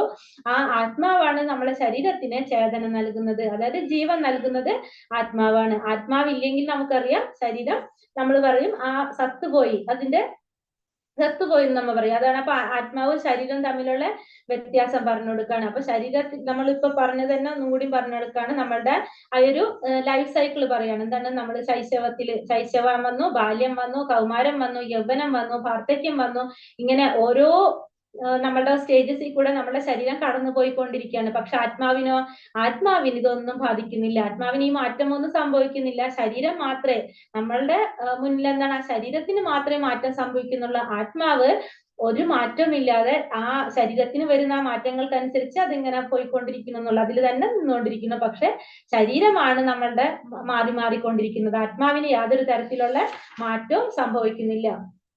അപ്പോ എന്ന് അർജുനന് ഭഗവാൻ പറഞ്ഞു കൊടുക്കാണ്. ഇനി അതിനൊരു ഉദാഹരണം നമുക്ക് പറഞ്ഞുതരാണ്. അതായത് നമുക്കൊരു കാറ് പ്രവർത്തിക്കണമെങ്കിൽ എന്ത് വേണം? കാറ് ഓടിക്കണമെങ്കിൽ നമുക്ക് ഡ്രൈവർ വേണം. കാർ ഓടിക്കണമെങ്കിൽ ഡ്രൈവർ വേണം. അപ്പൊ ആ സ്വയം കാർ ഓടാനായിട്ട് സാധിക്കില്ല. അതേപോലെ തന്നെയാണ് നമ്മളിവിടെ പറയുന്നത്. അപ്പൊ എക്സാമ്പിൾ പറഞ്ഞിട്ട് നമ്മുടെ ശരീരത്തിന് പ്രവർത്തിക്കാനായിട്ട്, നമുക്ക് ശരീരം പ്രവർത്തിക്കണമെങ്കിൽ എന്ത് വേണം? അത് പ്രവർത്തിക്കാനായിട്ട് ആത്മാവും കൂടി ഉണ്ടെങ്കിൽ അത് പ്രവർത്തിക്കാൻ സാധിക്കുന്നുള്ളൂ. ശരീരത്തിന് തന്നെ ഒന്നും ചെയ്യാൻ സാധിക്കുന്നില്ലല്ലോ. അപ്പൊ അതിൽ ചേതന നൽകുന്നത് ആത്മാവാണ് എന്ന് മാത്രം. അതേപോലെ തന്നെയാണ് ഇപ്പൊ നമ്മൾ ഈ കാറിന്റെ ഒരു എക്സാമ്പിൾ പറഞ്ഞു. കാർ ഉണ്ടായിട്ടും കാറും ഡ്രൈവർ ഇല്ല, ഓടിക്കാനായിട്ട് അറിയില്ലെങ്കിൽ എന്താണ്? അത് അവിടെ കെടുക്കാന്ന് മാത്രമല്ല, അതിനൊറ്റയ്ക്ക് ഒന്നും ചെയ്യാൻ പറ്റില്ല. അപ്പൊ അത് ഒരു ഉദാഹരണത്തിൽ കൂടെ നമുക്ക് മനസ്സിലാവാൻ വേണ്ടിയിട്ട് അതൊരു പിക്ചർ കാണിച്ചത് മാത്രമേ ഉള്ളൂ. പിന്നത്തെ വന്നിട്ട് പിന്നെയും ഇത് തന്നെ പറഞ്ഞിരിക്കുന്നത്, ഈ നമ്മൾ പറഞ്ഞ പോലെ മരണശേഷം നമ്മളുടെ ശരീരത്തിന് എന്താ സംഭവിക്കുന്നത്? ശരീരം നശിക്കുന്നു, ആത്മാവ് നശിക്കുന്നില്ല എന്ന് പറയണം. ആ ആത്മാവ് എങ്ങനെയാ പറയുന്നത്? നമ്മൾ ചെയ്യുന്ന കർമ്മങ്ങൾ അനുസരിച്ച്, നമ്മൾ ചെയ്യുന്ന ഓരോ പ്രവൃത്തികൾ അനുസരിച്ച് അടുത്ത ജന്മം സ്വീകരിച്ചുകൊണ്ടിരിക്കുകയാണ്. അപ്പൊ നമ്മൾ ഈ ശരീരത്തിന് വരുന്ന മാറ്റങ്ങൾ എങ്ങനെയാണ്? ശരീരത്തില് ബാല്യത്തിൽ നിന്ന് കൗമാരത്തിലേക്കും, കൗമാരത്തിൽ നിന്ന് യൗവനത്തിലേക്കും ഇങ്ങനെ മാറിക്കൊണ്ടിരിക്കുകയാണ്. അങ്ങനെ മാറി നമ്മൾ എന്താണ് പ്രായമായിട്ട് നമ്മൾ മരിച്ചു പോകും. മരിച്ചു പോകുമ്പോൾ നമ്മൾ ചെയ്ത കർമ്മങ്ങൾ അനുസരിച്ച് നമുക്ക് അടുത്തൊരു ജന്മം കിട്ടണം. 84 ലക്ഷം ജീവജാലങ്ങളുണ്ട്. ഈ 84 ലക്ഷത്തിൽ 4 ലക്ഷം മാത്രമേ മനുഷ്യർ വരുന്നുള്ളൂ. ബാക്കി 80 ലക്ഷം മറ്റുള്ള വൃക്ഷങ്ങളും സസ്യങ്ങളും മൃഗങ്ങളും എല്ലാം കൂടിയിട്ടാണ് വരുന്നത്. ഇതിൽ ഏതിൽ വേണമെങ്കിലും നമുക്ക് വന്ന് ജനിക്കാം. അത് നമ്മൾ ചെയ്യുന്ന ഓരോ പ്രവർത്തികൾ അനുസരിച്ചിരിക്കും. നമ്മൾ നല്ല പ്രവർത്തികൾ ചെയ്താൽ നമ്മൾ നല്ല കുലത്തിൽ ജനിക്കാം, നല്ല യോനിയിൽ ജനിക്കാം. അതല്ല, നമ്മൾ ചെയ്യുന്ന പ്രവർത്തികൾ അനുസരിച്ച് നമുക്ക് മാറ്റം വരാം. ചിലപ്പോൾ മനുഷ്യജന്മം ത്തിന് താഴോട്ടും പോകാൻ സാധിക്കും. ഒന്നുകൂടി മനുഷ്യജന്മത്തിൽ തന്നെ നല്ല നല്ല കുലത്തില് നല്ല ഉയർന്ന രീതിയിൽ ജനിക്കാനായിട്ടും സാധിക്കും. ഇതൊക്കെ എന്തിനെ ഡിപ്പെൻഡ് ചെയ്തിരിക്കുകയാണ്? നമ്മൾ ചെയ്യുന്ന പ്രവർത്തികളുടെ, നമ്മളെ കർമ്മത്തിനെ ആശ്രയിച്ചാണ് ഇതൊക്കെ ഇരിക്കുന്നത്. നമ്മൾ നല്ല കർമ്മങ്ങൾ ചെയ്തു കഴിഞ്ഞാൽ നമുക്ക് നല്ല രീതിയിൽ ജനിക്കാനായിട്ട് സാധിക്കും. അതാണ് നമ്മളോട് പറയുന്നത്. ഇനി അടുത്ത ശ്ലോകത്തിൽ ശ്ലോകമല്ലേ അപ്പൊ ഇതിനൊന്നും കൂടി പറയാണ്. ഈ നമ്മുടെ ശരീരത്തിന് നമ്മൾ പറഞ്ഞു ആത്മാവും ശരീരത്തിന്റെയും കൂടി പറഞ്ഞു. അപ്പൊ ആത്മാവിന്റെ ഉള്ളിൽ ശരീരത്തിൽ എന്താണ്? ആത്മാവ് വരും. ആ ആത്മാവിന്റെ ചേതനയാണ് നമ്മൾ പറയുന്നത് അല്ലെ. കാരണം ശരീരത്തിന് പ്രവർത്തിക്കാനായിട്ട് എന്ത് വേണം? ചേതന ഉണ്ടാവണം. എങ്കിൽ മാത്രമേ അത് പ്രവർത്തിക്കാൻ സാധിക്കുന്നുള്ളൂ. അപ്പൊ അതിന് നമുക്കൊരു ഒന്നും കൂടി ഒരു ഉദാഹരണം പറയുകയാണെന്ന് വെച്ചിട്ടുണ്ടെങ്കിൽ, കൂട്ടിലിട്ടിട്ടുള്ള ഈ ഒരു പക്ഷി, നമ്മൾ ഈ ഒരു കൂട് മാത്രം വൃത്തിയാക്കിക്കൊണ്ടിരുന്നാൽ ആ പക്ഷിക്ക് എന്ത് സംഭവിക്കുന്നില്ല? പക്ഷിക്ക് ഒന്നും കിട്ടുന്നില്ല. നമ്മളെ ശരീരത്തിനെ മാത്രം നമ്മൾ പോഷിപ്പിച്ചുകൊണ്ടിരിക്കുകയാണെങ്കിൽ നമ്മൾ എന്താണ് ചെയ്യുന്നത്? നമ്മളെ ശരീരം ഭംഗിയാക്കി നടക്കാനായിട്ട്, ഭംഗിയിൽ കൊണ്ടടക്കാനായിട്ട് ശ്രമിക്കുന്നു. നമ്മൾ ദേഹം വൃത്തിയാക്കുന്നു. നമ്മൾ അതിന് വേണ്ടിയിട്ട് ആഹാരം കഴിക്കുക. നമ്മളെ ശരീരത്തിനെ പോഷിപ്പിക്കാനായിട്ട് നമുക്ക് എന്തൊക്കെ ചെയ്യാൻ സാധിക്കും അതൊക്കെ നമ്മൾ ചെയ്യുന്നുണ്ട്. പക്ഷെ നമ്മൾ ആത്മാവിനെ നമ്മൾ കാണുന്നില്ല എന്ന് മാത്രമല്ല, ഈ ആത്മാവിനെ പോഷിപ്പിക്കാനായിട്ട് നമ്മൾ ഒന്നും ചെയ്യുന്നില്ല. നമ്മൾ ഈ ആത്മാവിനെ കുറിച്ച് നമ്മൾ ചിന്തിക്കുന്ന പോലുമില്ല. കാരണം വെച്ചിട്ടുണ്ടെങ്കിൽ നമ്മളെ എന്ത് മാത്രമേ കാണുന്നുള്ളൂ? നമ്മൾ കാണുന്ന ഈ ശരീരത്തിനെ മാത്രമാണ് നമ്മൾ എന്ത് ചെയ്തുകൊണ്ടിരിക്കുന്നത്? പോഷിപ്പിച്ചുകൊണ്ടിരിക്കുന്നത്. അതാണ് പറയുന്നത്. അപ്പൊ നമ്മൾ എന്താണ്? അപ്പൊ അങ്ങനെ ചെയ്യുമ്പോ എന്താ സംഭവിക്കുന്നത്? ആ ആത്മാവിന്റെ പരിശുദ്ധി നഷ്ടപ്പെടാണ് ചെയ്യുന്നത്. ഇവിടെ പക്ഷി ചത്തുപോവാണ് പറയുന്നത്. പക്ഷെ അങ്ങനെ ചെയ്യുമ്പോ എന്താണ് സംഭവിക്കുന്നത് നമുക്ക്? കാരണം നമ്മളുടെ മൂലസ്വരൂപം, നമ്മളുടെ ലക്ഷ്യം എന്താണ്? ഭഗവാനെ പ്രാപിക്കുക എന്നുള്ളതാണ്. ആ ആത്മാവിന് വേണ്ട ജ്ഞാനം കിട്ടില്ലെങ്കിൽ, ആത്മാവിന് വേണ്ട ജ്ഞാനം എന്താണ്? ഹരേ കൃഷ്ണ മഹാമന്ത്രം, ഭഗവാനെ കുറിച്ച് മനസ്സിലാക്കുക, ഭഗവാനെ സേവിക്കാനുള്ള അവസരങ്ങൾ ഉണ്ടാക്കുക. പക്ഷെ അത് ചെയ്യാനുള്ള ഒരു അവസരം കിട്ടിയില്ലെങ്കിൽ എന്താ സംഭവിക്കുന്നത്? അതിന് പരിശുദ്ധി നഷ്ടപ്പെടാണ് ചെയ്യുന്നത്. അപ്പൊ വീണ്ടും അത് എന്ത് ചെയ്യേണ്ടി വരികയാണ്? ഈ ജന്മമൃത്യു ജരാവ്യാധിയില്, ഈ ഭൗതിക ലോകത്തിൽ വീണ്ടും വന്ന് ജന്മം എടുക്കേണ്ടതായിട്ട് വരാണ്. അപ്പൊ നമ്മള് ആത്മാവിനെ പോഷിപ്പിക്കാനായിട്ടാണ് ശ്രമിക്കേണ്ടത്. അപ്പൊ നമ്മളുടെ ഈ പറഞ്ഞ പോലെ ലൈഫ് സൈക്കിൾ നമ്മളെ ശൈശവം, ബാല്യം, കൗമാരം, യൗവനത്തിൽ പോകുമ്പോൾ നമ്മളെ ശരീരത്തിൽ ഈ സ്റ്റേജസ് മാറിക്കൊണ്ടിരിക്കുന്നതിനനുസരിച്ച് നമ്മൾ ഈ ഭൗതിക ലോകത്തിൽ നമ്മൾ എന്ത് ചെയ്യുന്നുണ്ട്? നമ്മൾ ഓരോ സമയത്തും നമുക്ക് വേണ്ട രീതിയിൽ നമ്മൾ വാഹനങ്ങളാണെങ്കിൽ നമ്മൾ കുട്ടിയായിരിക്കുമ്പോൾ നമ്മൾ ഈ തരത്തിലുള്ള ഒരു സൈക്കിൾ മേടിച്ചിട്ട്, 3 ടയറിന്റെ ഒരു സൈക്കിൾ മേടിച്ചിട്ട് കളിക്കാനായിട്ട് കൊടുക്കും. അത് കഴിഞ്ഞ് ബാല്യത്തിലോട്ട് വരുമ്പോ എന്താണ്? ഇത്തിരി കൂടി വലിയ സൈക്കിൾ മേടിക്കും. പിന്നെ അത് കഴിഞ്ഞിട്ട് 2 വീലർ മേടിക്കും. പിന്നെ 4 വീലർ മേടിക്കും. അപ്പൊ ഇതൊക്കെ നമ്മുടെ ശരീരത്തിന്റെ ആഗ്രഹങ്ങൾക്കനുസരിച്ച് നമ്മൾ ചെയ്യുന്നുണ്ട്. പക്ഷെ നമ്മൾ ആത്മാവിന്റെ ആഗ്രഹങ്ങൾക്കനുസരിച്ച് ഒന്നും നമ്മൾ ചെയ്യുന്നില്ല. പിന്നെ ഈ പറഞ്ഞത് ഒന്നും കൂടി പറയുക തന്നെയാണിത്. ഈ ഇതന്നെ പറഞ്ഞുകൊണ്ടിരിക്കുകയാണ്. കാരണം നമ്മളുടെ മനസ്സിൽ ഇത് വരാൻ വേണ്ടി തന്നെയാണ് ഈ പിക്ചർ ഇങ്ങനെ കൊടുത്തുകൊണ്ടിരിക്കുന്നത്. കാരണം നമ്മളുടെ ശരീരത്തിൽ നമ്മൾ ഈ ഓരോരോ സ്റ്റേജസിൽ കൂടെ കടന്നു പോകാണ്. നമ്മൾ ഈ പറഞ്ഞ ഈ ശരീരത്തിന് മാത്രമാണ് ഈ മാറ്റം സംഭവിക്കുന്നത്. നമ്മളുടെ ആത്മാവിന് ഇതിനൊന്നും മാറ്റം സംഭവിക്കുന്നില്ല. ഓരോ സ്റ്റേജസിൽ കൂടെ നമ്മൾ കടന്നുപോയി നമ്മൾ കർമ്മങ്ങൾ അനുസരിച്ച് വീണ്ടും അടുത്ത ജന്മം നമ്മൾ കിട്ടാണ് ചെയ്യുന്നത്. അപ്പൊ നമ്മൾ ജനിക്കും, നമ്മളെ ശൈശവം വരും, ബാല്യം വരും, കൗമാരം വരും, യൗവനം വരും, വാർദ്ധക്യം വരും, നമ്മൾ മരണപ്പെട്ടു പോകും. പിന്നെ നമ്മൾ ചെയ്യുന്ന കർമ്മങ്ങൾ അനുസരിച്ച് നമുക്ക് അടുത്ത ജന്മം വീണ്ടും കിട്ടാണ് ചെയ്യുന്നത്. അപ്പൊ അതിൽ നിന്ന് നമുക്ക് മുക്തി ഉണ്ടാവാനാണ് നമ്മൾ എല്ലാവരും ശ്രമിക്കേണ്ടത്. ഈ പറഞ്ഞ 84 ലക്ഷം ജീവജാലങ്ങൾ ഉണ്ടെന്ന് പറഞ്ഞു. നമ്മള് മനുഷ്യജന്മം കിട്ടിയതിന് ശേഷം അടുത്തത് നമുക്ക് മനുഷ്യജന്മം എന്ന് നമുക്ക് ഒരിക്കലും ചിന്തിക്കാൻ പറ്റില്ല. കാരണം ഇതൊക്കെ എന്തിനെ ഡിപ്പെൻഡ് ചെയ്തിരിക്കുകയാണ്? നമ്മൾ ചെയ്യുന്ന പ്രവർത്തികൾ അനുസരിച്ചിരിക്കുകയാണ്. അപ്പൊ നമുക്ക് ഈ ഒരു മനുഷ്യജന്മം കിട്ടി, നമ്മൾ പുണ്യപ്രവർത്തികളൊന്നും ചെയ്യാതെ നമുക്ക് ഇഷ്ടമുള്ള പോലെ വേറെ അങ്ങനത്തെ രീതിയിൽ എന്തെങ്കിലും രീതിയിൽ നമ്മള് ജീവിക്കുകയാണെങ്കിൽ സ്വാഭാവികമായിട്ടും അടുത്ത ജന്മം നമുക്ക് എന്തായിരിക്കും കിട്ടുന്നത്? മൃഗങ്ങളുടെ ജന്മമായിരിക്കും കിട്ടുന്നത്. അപ്പൊ അടുത്ത ജന്മം നമുക്ക് മൃഗങ്ങളായിട്ട് ജനിക്കേണ്ടി വരും. പിന്നെ നല്ല കർമ്മങ്ങൾ ചെയ്തു കഴിഞ്ഞാൽ നമ്മൾ മനുഷ്യനായിട്ട് ജനിക്കാം. അപ്പൊ എന്താണ് സംഭവിക്കുന്നത്? ഈ ഭൗതിക ലോകത്തില് നമ്മൾ വീണ്ടും ഈ ജന്മ മരണം ചക്രത്തിൽ കിടന്നിങ്ങനെ കറങ്ങിക്കൊണ്ടിരിക്കേണ്ടി വരും. അപ്പൊ നമ്മൾ എന്തായാലും എന്ത് ചെയ്യേണ്ടി വരും? ജന്മമരണ ചക്രത്തിൽ വന്ന് കറങ്ങിക്കൊണ്ടിരിക്കേണ്ടി വരുന്നു. അപ്പൊ പിന്നെന്താ പറയണത്? പിന്നെ ഇനി ഇപ്പൊ ആത്മാവിനെ കുറിച്ചിട്ട് ഇങ്ങനെ പറഞ്ഞുകൊണ്ടിരിക്കുകയാണ് അല്ലെ. അപ്പൊ പിന്നെ ഒന്നും കൂടി പറയാണ് ഈ പറഞ്ഞ അടുത്ത ശ്ലോകത്തില് മാത്ര സ്പർശാസ്തു കൗന്ദേയ ശീതോഷ്ണാസുഖ ദുഃഖത ആഗമാപായിനോ നിത്യ സാംസിദിശ്വസ ഭാരത. ഹേ കുന്തിപുത്ര, ക്ഷണികങ്ങളായ സുഖദുഃഖങ്ങളുടെ വരവും പോക്കും മഞ്ഞുകാലത്തിന്റെയും വേനൽക്കാലത്തിന്റെയും ഗതിവിഗതികൾ പോലെയാണ്. ഇന്ദ്രിയാനുഭൂതികളിൽ നിന്ന് അവയുണ്ടാകുന്നു. ഹേ ഭാരത, അവയെ അസ്വസ്ഥനാകാതെ സഹിക്കാൻ ഒരാൾ പഠിക്കണം. ഇനി അടുത്തത് എന്താ പറയുന്നത്? ഹേ കുന്തിപുത്ര, അർജുനനോട് ഭഗവാൻ പറയാണ് അല്ലെ. ഇനി ഈ സുഖദുഃഖങ്ങളുടെ, കാരണം അർജുനന് വേറൊരു കാര്യം ഉണ്ടായിരുന്നു. സുഖം അനുഭവിക്കാനായിട്ട് നമുക്ക് സാധിക്കില്ലല്ലോ. കാരണം ബന്ധുമിത്രാദികളൊക്കെ വധിച്ചു കഴിഞ്ഞാൽ നമ്മൾ എന്ത് സുഖം അനുഭവിക്കാനാണെന്ന് ചോദിക്കുന്നത്. അപ്പൊ അതിന് ഭഗവാൻ പറയുന്ന ഒരു കാര്യമാണ് എന്താണ്? ക്ഷണികങ്ങളാണ് ഈ സുഖങ്ങളും ദുഃഖങ്ങളും. ഈ സുഖങ്ങളുടെ വരവും പോക്കും എങ്ങനെയാണ്? മഞ്ഞുകാലത്തിന്റെയും വേനൽക്കാലത്തിന്റെയും ഗതിവിഗതികൾ പോലെയാണ്. അത് ഇന്ദ്രിയ അനുഭൂതികളിൽ നിന്നാണ് ഉണ്ടാകുന്നത്. അതുകൊണ്ട് അസ്വസ്ഥനാകാതെ അവയെ സഹിക്കാനായിട്ട് പഠിക്കണം എന്നാണ് ഇവിടെ ആര് പറയുന്നത്? അർജുനനോട് ഭഗവാൻ പറയുന്നത്. അപ്പൊ നമ്മള് ഈ ശരീരത്തിലെ ഇന്ദ്രിയങ്ങൾക്ക് ഉണ്ടാകുന്ന ഒരു അനുഭൂതി മാത്രമാണ് എന്ത്? ഈ പറഞ്ഞ സുഖവും ദുഃഖവും എല്ലാം. അത് നമ്മളെ ശരീരത്തിന് മാത്രം തോന്നുന്ന ഒരു അവസ്ഥയാണ്. അത് സഹിക്കാനായിട്ട് നമ്മൾ പഠിക്കണം എന്ന് പറയുന്നത്. ഈ സുഖമെന്ന് തോന്നുന്നതും ദുഃഖമെന്ന് തോന്നുന്നതും എന്താണ്? നമ്മുടെ ശരീരത്തിന് മാത്രം തോന്നുന്നത്. ഇപ്പൊ എനിക്ക് തോന്നുന്ന സുഖം വേറൊരാൾക്ക് തോന്നുന്ന ദുഃഖമായിരിക്കും, അവർക്ക് തോന്നുന്ന ദുഃഖം എനിക്ക് തോന്നുന്ന ഒരു സുഖമായിരിക്കും അല്ലെ. അപ്പൊ അത് നമ്മളുടെ കാഴ്ചപ്പാടാണ്. നമ്മളുടെ ശരീരത്തിന് ഉണ്ടാകുന്ന ഒരു അനുഭൂതി മാത്രമാണ് എന്ത്? ഈ സുഖവും ദുഃഖവും അല്ല. അപ്പൊ അതുകൊണ്ട് എന്ത് വേണമെന്നാ പറയുന്നത്? ആ സുഖങ്ങളും ദുഃഖങ്ങളും നമ്മള് കർത്തനിർവഹണം നടത്തിക്കൊണ്ടിരിക്കുമ്പോ ഈ ക്ഷണികങ്ങളായിട്ടുള്ള ഈ സുഖങ്ങളും ദുഃഖങ്ങളും ഉണ്ടായിക്കൊണ്ടിരിക്കും. അതിനെ സഹിക്കാനായിട്ടും ക്ഷമിക്കാനായിട്ടും പഠിക്കണം നമ്മള്. അതുപോലെ തന്നെ അർജുനന്റെ ധർമ്മം എന്താണ്? അപ്പൊ ക്ഷത്രിയനാണ്, അതുകൊണ്ട് യുദ്ധം ചെയ്യുക എന്നുള്ളതാണ് അർജുനന്റെ ധർമ്മം. അതുകൊണ്ട് എന്ത് ചെയ്യണം? ആ നിയത കർമ്മത്തിൽ നിന്ന് വ്യതിചലിക്കാതെ എന്ത് ചെയ്യണം എന്നാ പറയുന്നത്? സുഹൃത്തുക്കളോടും ബന്ധുക്കളോടായാൽ പോലും യുദ്ധം ചെയ്യേണ്ട ഒരു സാഹചര്യം വന്നു കഴിഞ്ഞാൽ എന്ത് ചെയ്യണം? യുദ്ധം ചെയ്യണം എന്നാണ് ഇവിടെ അർജുനനോട് ഭഗവാൻ പറയുന്നത്. അപ്പൊ അസ്വസ്ഥനാകാതെ അത് സഹിക്കാൻ പഠിച്ചുകൊണ്ട് അത് മുന്നിലോട്ട് പോകണം എന്നാണ് ഇവിടെ ഭഗവാൻ പറയുന്നത്. ഒന്നും കൂടി എക്സാമ്പിൾ കാണിച്ചു തരാണ്. ഒരു വൃക്ഷം, ഇതില് നമുക്കറിയാം നമ്മളുടെ ക്ലൈമറ്റ് മാറുന്നതിനനുസരിച്ച് എന്താ പറയാ, വേനൽക്കാലം വരും, മഴക്കാലം വരും, ശൈത്യകാലം വരും. ഈ ഓരോ കാലം വരുന്നതിനനുസരിച്ച് മരത്തില് വ്യത്യാസം വന്നുകൊണ്ടിരിക്കുന്നുണ്ട്. പക്ഷെ എന്താണ്? ആ മരം അവിടെ കോൺസ്റ്റന്റ് ആയിട്ട് ഒരു എന്താ പറയാ അതേപോലെ തന്നെ അവിടെ നിന്ന് പോയിക്കൊണ്ടിരിക്കുകയാണ്. അതേപോലെ തന്നെ നമ്മളും എന്തായിരിക്കണം? നമ്മളെ ജീവിതത്തിലും പല പല പ്രശ്നങ്ങൾ ഉണ്ടാവും. അതിലൊന്നിലും നമ്മള് സുഖം വന്നാലും ദുഃഖം വന്നാലും അതിനെക്കുറിച്ച് വേവലാതിപ്പെടാതെ നമ്മളത് സഹിക്കാനായിട്ട് പഠിക്കണം എന്ന് പറയുന്നത്. അപ്പൊ സുഖമായിക്കോട്ടെ ദുഃഖമായിക്കോട്ടെ നമ്മൾ അതിനെ തരണം ചെയ്യാനായിട്ട്, അതിന് ഓവർകം ചെയ്യാനായിട്ട് നമ്മളെപ്പോഴും ശ്രമിച്ചുകൊണ്ടിരിക്കണം എന്ന് പറയാണ് ഭഗവാൻ അർജുനന്റെ അടുത്ത്. ഇനി ഭഗവാൻ ആത്മാവിനെ കുറിച്ച് തന്നെ വീണ്ടും ഡീറ്റെയിൽ ആയിട്ട് പറഞ്ഞു കൊടുത്തുകൊണ്ടിരിക്കുകയാണ്.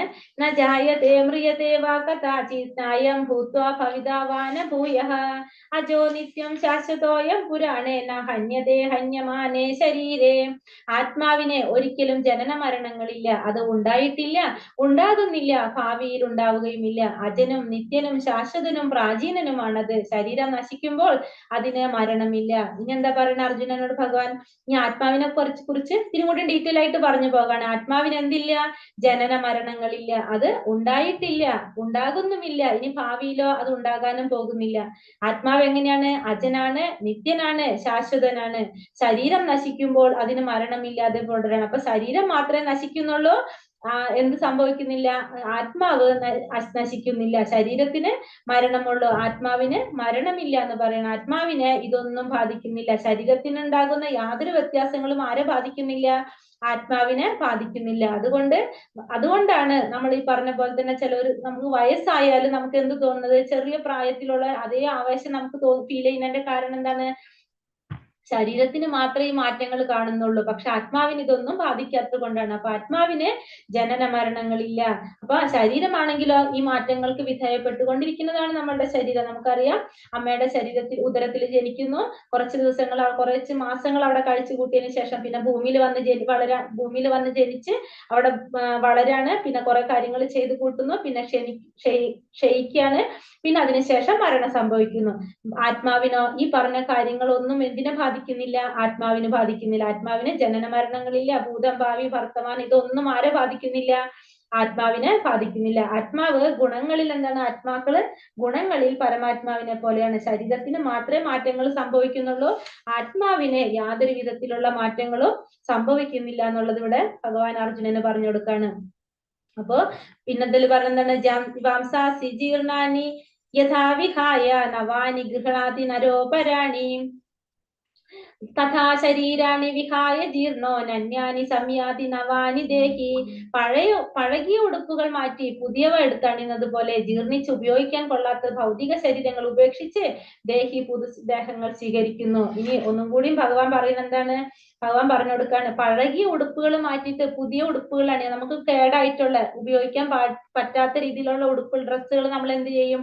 അത് മാറ്റിയിട്ട് നമ്മൾ പുതിയ ഡ്രസ്സുകൾ എടുത്തടിയും. അതേപോലെ തന്നെ ഉപയോഗിക്കാൻ പറ്റാത്ത, ജീർണിച്ച് ഉപയോഗിക്കാൻ കൊള്ളാത്തതായ ഭൗതിക ശരീരങ്ങൾ ഉപേക്ഷിച്ച് ദേഹി പുതുദേഹങ്ങൾ സ്വീകരിക്കുന്നു. ആത്മാവ് എന്ത് ചെയ്യാണ്? പുതിയ ദേഹം സ്വീകരിക്കുകയാണ്. അപ്പൊ ഈ ഒരു ശരീരം നമുക്ക് ഉപയോഗിക്കാൻ സാധിക്കുന്നില്ല എന്ന് വരുമ്പോ ആത്മാവ് എന്ത് ചെയ്യും? അടുത്ത ശരീരത്തിലോട്ട് മാറാണ് ചെയ്യുന്നതെന്ന് അർജുനന് ഭഗവാൻ ഒന്നും കൂടി, അതായത് അർജുനൻ ഇതൊക്കെ എന്തിനാണ് ഭഗവാൻ പറഞ്ഞു കൊടുക്കുന്നത്? അർജുനന്റെ ഏറ്റവും വലിയൊരു പ്രോബ്ലം എന്താണ്? തന്റെ ബന്ധുക്കളെ സുഹൃത്തുക്കളെയൊക്കെ വധിക്കേണ്ടി വരുമല്ലോ എന്നുള്ളതാണ് അർജുനന്റെ ടെൻഷൻ. അപ്പൊ അതിന് ഭഗവാൻ പറഞ്ഞു കൊടുക്കാണ്, ആത്മാവിന് മരണമില്ല, ശരീരം മാത്രമേ നശിക്കുന്നുള്ളൂ. പിന്നെന്താ പറയുന്നത്? പഴയ ഉടുപ്പുകൾ മാറ്റി പുതിയ എടുക്കുന്ന പോലെ ഒരു ശരീരം ഉപയോഗിക്കാൻ സാധിക്കാതെ വരുമ്പോ ആ ശരീരത്തിലിരിക്കുന്ന ആത്മാവ് എന്താണ്? അടുത്ത ശരീരം സ്വീകരിക്കാണ്. അപ്പൊ ഇങ്ങനെ ദേഹത്തിനനുസരിച്ചല്ല, ദേഹി എന്താ ചെയ്യണത്? പുതിയ ദേഹത്തിലോട്ട് പോകാണ് ചെയ്യുന്നത്. അപ്പൊ സത്യത്തിൽ എന്താ ചെയ്യണത്? യുദ്ധത്തിലൂടെ അവർക്ക് എന്താണ് ലഭിക്കുന്നത്? മോചനം ലഭിക്കുകയാണ് ചെയ്യുന്നത് എന്നാണ് പറയുന്നത്. അപ്പൊ അതുകൊണ്ട് സന്തോഷിക്കുകയാണ് വേണ്ടതെന്നാണ് അർജുനനോട് ഭഗവാൻ പറയുന്നത്. കാരണം ആ ദേഹിക്ക്, ആ ആത്മാവിന് മോചനം കിട്ടാണ് ചെയ്യുന്നത് ഇവിടെ. ഇപ്പൊ വൃദ്ധനായിട്ടുള്ള ഈ മുത്തച്ഛനായിക്കോട്ടെ, പിന്നെ ആരാണ്, ഗുരുജനങ്ങളായിക്കോട്ടെ, ഇവരൊക്കെ കൊല്ലപ്പെടുമെന്ന് ആലോചിച്ചിട്ട് എന്താണ് വിഷമിക്കല്ല വേണ്ടത്, തിരിച്ച് സന്തോഷിക്കാണ് വേണ്ടത്. കാരണം എന്താണ്? അവർക്കപ്പൊ എന്താ സംഭവിക്കുന്നത്? അവര് ചെയ്ത പല കർമ്മങ്ങൾ ഉണ്ടാവില്ല. അപ്പൊ അതിൽ നിന്ന് അവർക്ക് മോചനം ലഭിച്ച് അവർക്ക് അടുത്ത ജന്മം കിട്ടാണ് ചെയ്യുന്നത്. അപ്പൊ അതുകൊണ്ട് എന്താണ് ചെയ്യണമെന്ന് പറയുന്നത്? അർജുനനോട് പറയാണ് ഭഗവാൻ, വിഷമിക്കല്ല വേണ്ടത്, സന്തോഷിക്കാണ് ഇവിടെ വേണ്ടതെന്നാണ് പറയുന്നത് ഇരുന്നിട്ട്. അപ്പൊ അതിന് ഇത് പറയാണ്, എന്താ പറയുന്നത്?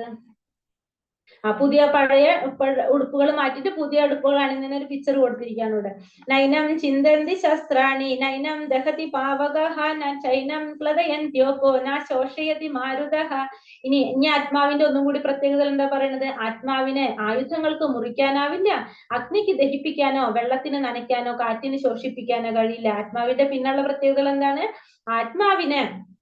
അങ്ങനെയുള്ള ആത്മാവിനെ നമുക്ക് ഒന്നും ചെയ്യാനായിട്ട് സാധിക്കില്ല. ആത്മാവിന് ആയുധങ്ങൾ കൊണ്ട് മുറിക്കാനാവില്ല, അഗ്നിക്ക് ദഹിപ്പിക്കാനോ വെള്ളത്തിന് നനയ്ക്കാനോ കാറ്റിന് ശോഷിപ്പിക്കാനോ സാധ്യമല്ല. ഇതെല്ലാം ആരെ ചെയ്യാൻ സാധിക്കുള്ളൂ? ശരീരത്തിന് മാത്രമേ ചെയ്യാൻ സാധിക്കുള്ളൂ. കാരണം ശരീരം ഭൗതികമായിട്ടുള്ളതാണ്. ഈ ശരീരം ഭൗതികമായതുകൊണ്ട് ശരീരത്തിന് മാത്രമാണ് നമുക്ക് എന്ത് ചെയ്യാൻ? ആയുധങ്ങൾ കൊണ്ട് മുറിക്കാനും അഗ്നിയെ കൊണ്ട് ദഹിപ്പിക്കാനും വെള്ളത്തിൽ നനയ്ക്കാനും ഒക്കെ സാധിക്കുന്നത് ശരീരത്തിന് മാത്രമാണ്. ആത്മാവിന് ഇതൊന്നും ചെയ്യാനായിട്ട് സാധിക്കില്ല. അപ്പൊ എങ്ങനെയുള്ള ആത്മാവാണ്?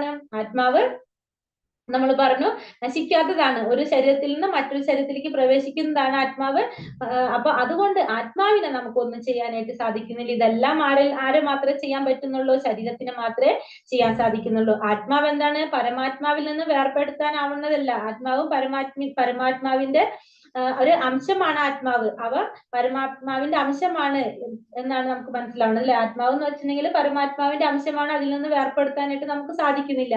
ഇപ്പൊ തീക്കട്ടയിൽ നിന്ന് തീപ്പൊരികള്, ഉദാഹരണം പറയാണ് ഇവിടെ, ഒരു തീക്കട്ടയിൽ നിന്ന് ഉത്ഭവിക്കുന്ന തീപ്പൊരികള് തീക്ക് വെളിയിൽ വരുമ്പോ എന്താ സംഭവിക്കുന്നത്? അത് അണഞ്ഞു പോകും.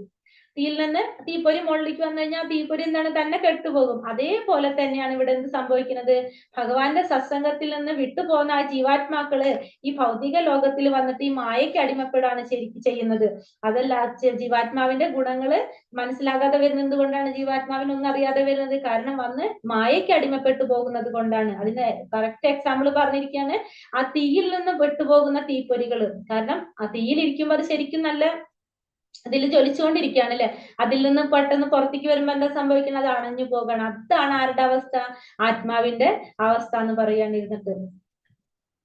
അപ്പൊ ആത്മാവിന്റെ അപ്പൊ ശരീരത്തിന് എന്ന് പറഞ്ഞ ആത്മാവിന് എന്താ പറയണത് വെള്ളത്തിൽ കൊണ്ട് നനയ്ക്കാനോ തീയിൽ നശിപ്പിക്കാനോ ഒന്നും സാധിക്കുന്നില്ല എന്നുള്ളതിന്റെ ഒരു പിക്ചറൈസേഷൻ ആണ്. പിന്നെ ജാതസീഹി ധ്രുവോ മൃത്യുർ ധ്രുവം ജന്മാമൃതസ്യ ച തസ്മാദാ പരിഹാര്യർത്ഥേ നത്വം ശോചിതും അർഹസി. ഇനി അടുത്ത ശ്ലോകത്തിൽ എന്താ പറയുന്നത്? ഇനി അടുത്ത ശ്ലോകത്തിലൂടെ ഭഗവാൻ ശ്ലോകം നമ്പർ ഇനി അടുത്ത ശ്ലോകത്തിലൂടെ ഭഗവാൻ എന്താ പറയുന്നത്? ജാതസീഹേ ധ്രുവോ മൃത്യുർ ധ്രുവം ജന്മാമൃതസ്യ ച തസ്മാദാ പരിഹാര്യർത്ഥേ നത്വം ശോചിതും അർഹസി. ഇനി അതിനാൽ അർജുനനോട് ഭഗവാൻ പറയാണ്, അതിനാൽ അർജുന, ജനിച്ചവന് എന്താണ്? മരണം നിശ്ചിതമാണ്, മരിച്ചവന് ജനനവും. അതിനാൽ തന്റെ അനിവാര്യമായ കർത്തവ്യ നിർവഹണത്തെ പറ്റി നീ വ്യസനിക്കേണ്ട ആവശ്യമില്ല. അപ്പൊ അതുകൊണ്ട് അർജുനനോട് പറയാണ് ഇത്രയും കാര്യങ്ങൾ പറഞ്ഞു കൊടുത്തിട്ട്, അപ്പൊ എന്തായാലും എന്ത് ചെയ്യും? ആത്മാവ് ഒരു ശരീരത്തിൽ നിന്ന് മറ്റൊരു ശരീരത്തിലേക്ക് പോകും. കാരണം ഒരു കാലയളവ് പറഞ്ഞിട്ടുണ്ട്, അത് കഴിഞ്ഞാൽ എന്തായാലും അത് പോയേ പറ്റൂ. അപ്പൊ അതുകൊണ്ട് ജനിച്ചു കഴിഞ്ഞാൽ മരണവും നിശ്ചിതമാണ്, മരിച്ചു കഴിഞ്ഞാൽ ജനനവും നിശ്ചിതമാണ്. അതുകൊണ്ട് നീ എന്ത് ചെയ്യണം? നീ ഇതിനെക്കുറിച്ചൊന്നും ചിന്തിച്ച് വ്യാകുലപ്പെടേണ്ട ആവശ്യമില്ല. കാരണം നീ നിന്റെ കർത്തവ്യ നിർവഹണത്തെ പറ്റി വ്യസനിക്കേണ്ടതില്ല എന്നാണ് ഇവിടെ ഭഗവാൻ അർജുനോട് പറഞ്ഞു കൊടുക്കുന്നത്. അപ്പൊ ജനിച്ചാൽ മരിക്കും, മരിച്ചാൽ ജനനവും സുനിശ്ചിതമാണ്. അതുകൊണ്ട് നീ അതിനെക്കുറിച്ച് ആലോചിച്ച് വ്യസനിക്കേണ്ട ആവശ്യമില്ല. കാരണം ജീവിതത്തിൽ നമ്മൾ ചെയ്ത ഓരോ കർമ്മങ്ങൾ അനുസരിച്ചാണ് നമുക്ക് ജന്മം എടുക്കേണ്ടി വരുന്നത്. ആ കർമ്മങ്ങളുടെ കാലാവധി കഴിയുമ്പോൾ എന്താണ്? അടുത്ത ജന്മം എടുക്കാൻ വേണ്ടിയിട്ട് നമ്മൾ മരിക്കണം. അപ്പൊ നമുക്ക് ഓരോ ജന്മത്തിലും, കഴിഞ്ഞ ജന്മത്തിലും നമ്മൾ ചെയ്ത കർമ്മങ്ങളുടെ അടിസ്ഥാനത്തിലാണ് നമുക്ക് ഈ ഒരു ജന്മം നമുക്ക് കിട്ടിയിരിക്കുന്നത്. അപ്പൊ അതിന്റെ ഒരു കാലയളവ് നമുക്ക് പറഞ്ഞിട്ടുണ്ടാവും. അത് കഴിഞ്ഞ് എന്ത് വേണം? നമ്മൾ മരണപ്പെട്ടേ പറ്റൂ. പിന്നെ നമ്മൾ ഈ ജന്മത്തിൽ ചെയ്ത പ്രവൃത്തി അനുസരിച്ച് നമുക്ക് വീണ്ടും ഒരു ജന്മം, അടുത്ത ജന്മത്തിന് വേണ്ടിയിട്ട് നമ്മൾ മരിക്കുകയാണ് ചെയ്യുന്നത്. അങ്ങനെ ഇപ്രകാരം ഒന്നിനു പുറകെ ഒന്നായിട്ടുള്ള ഒരു ജനന മരണ ചക്രത്തിലൂടെ എന്താണ്? നമ്മൾ മോചനമില്ലാതെ വിടലാണ് ചെയ്യുന്നത്. അപ്പൊ ഓരോ ജന്മത്തിലും നമ്മൾ ചെയ്യുന്ന കർമ്മം അനുസരിച്ച് നമുക്ക് അടുത്തൊരു ജന്മം സ്വീകരിക്കാണ്. അപ്പൊ അതിന്റെ സമയം കഴിയുമ്പോൾ അവിടെ നമ്മൾ മരണപ്പെടുകയാണ്. എന്തിനാണ്? പിന്നത്തെ ജന്മം സ്വീകരിക്കാൻ വേണ്ടി. അത് എങ്ങനെ ചെയ്യുന്നത്?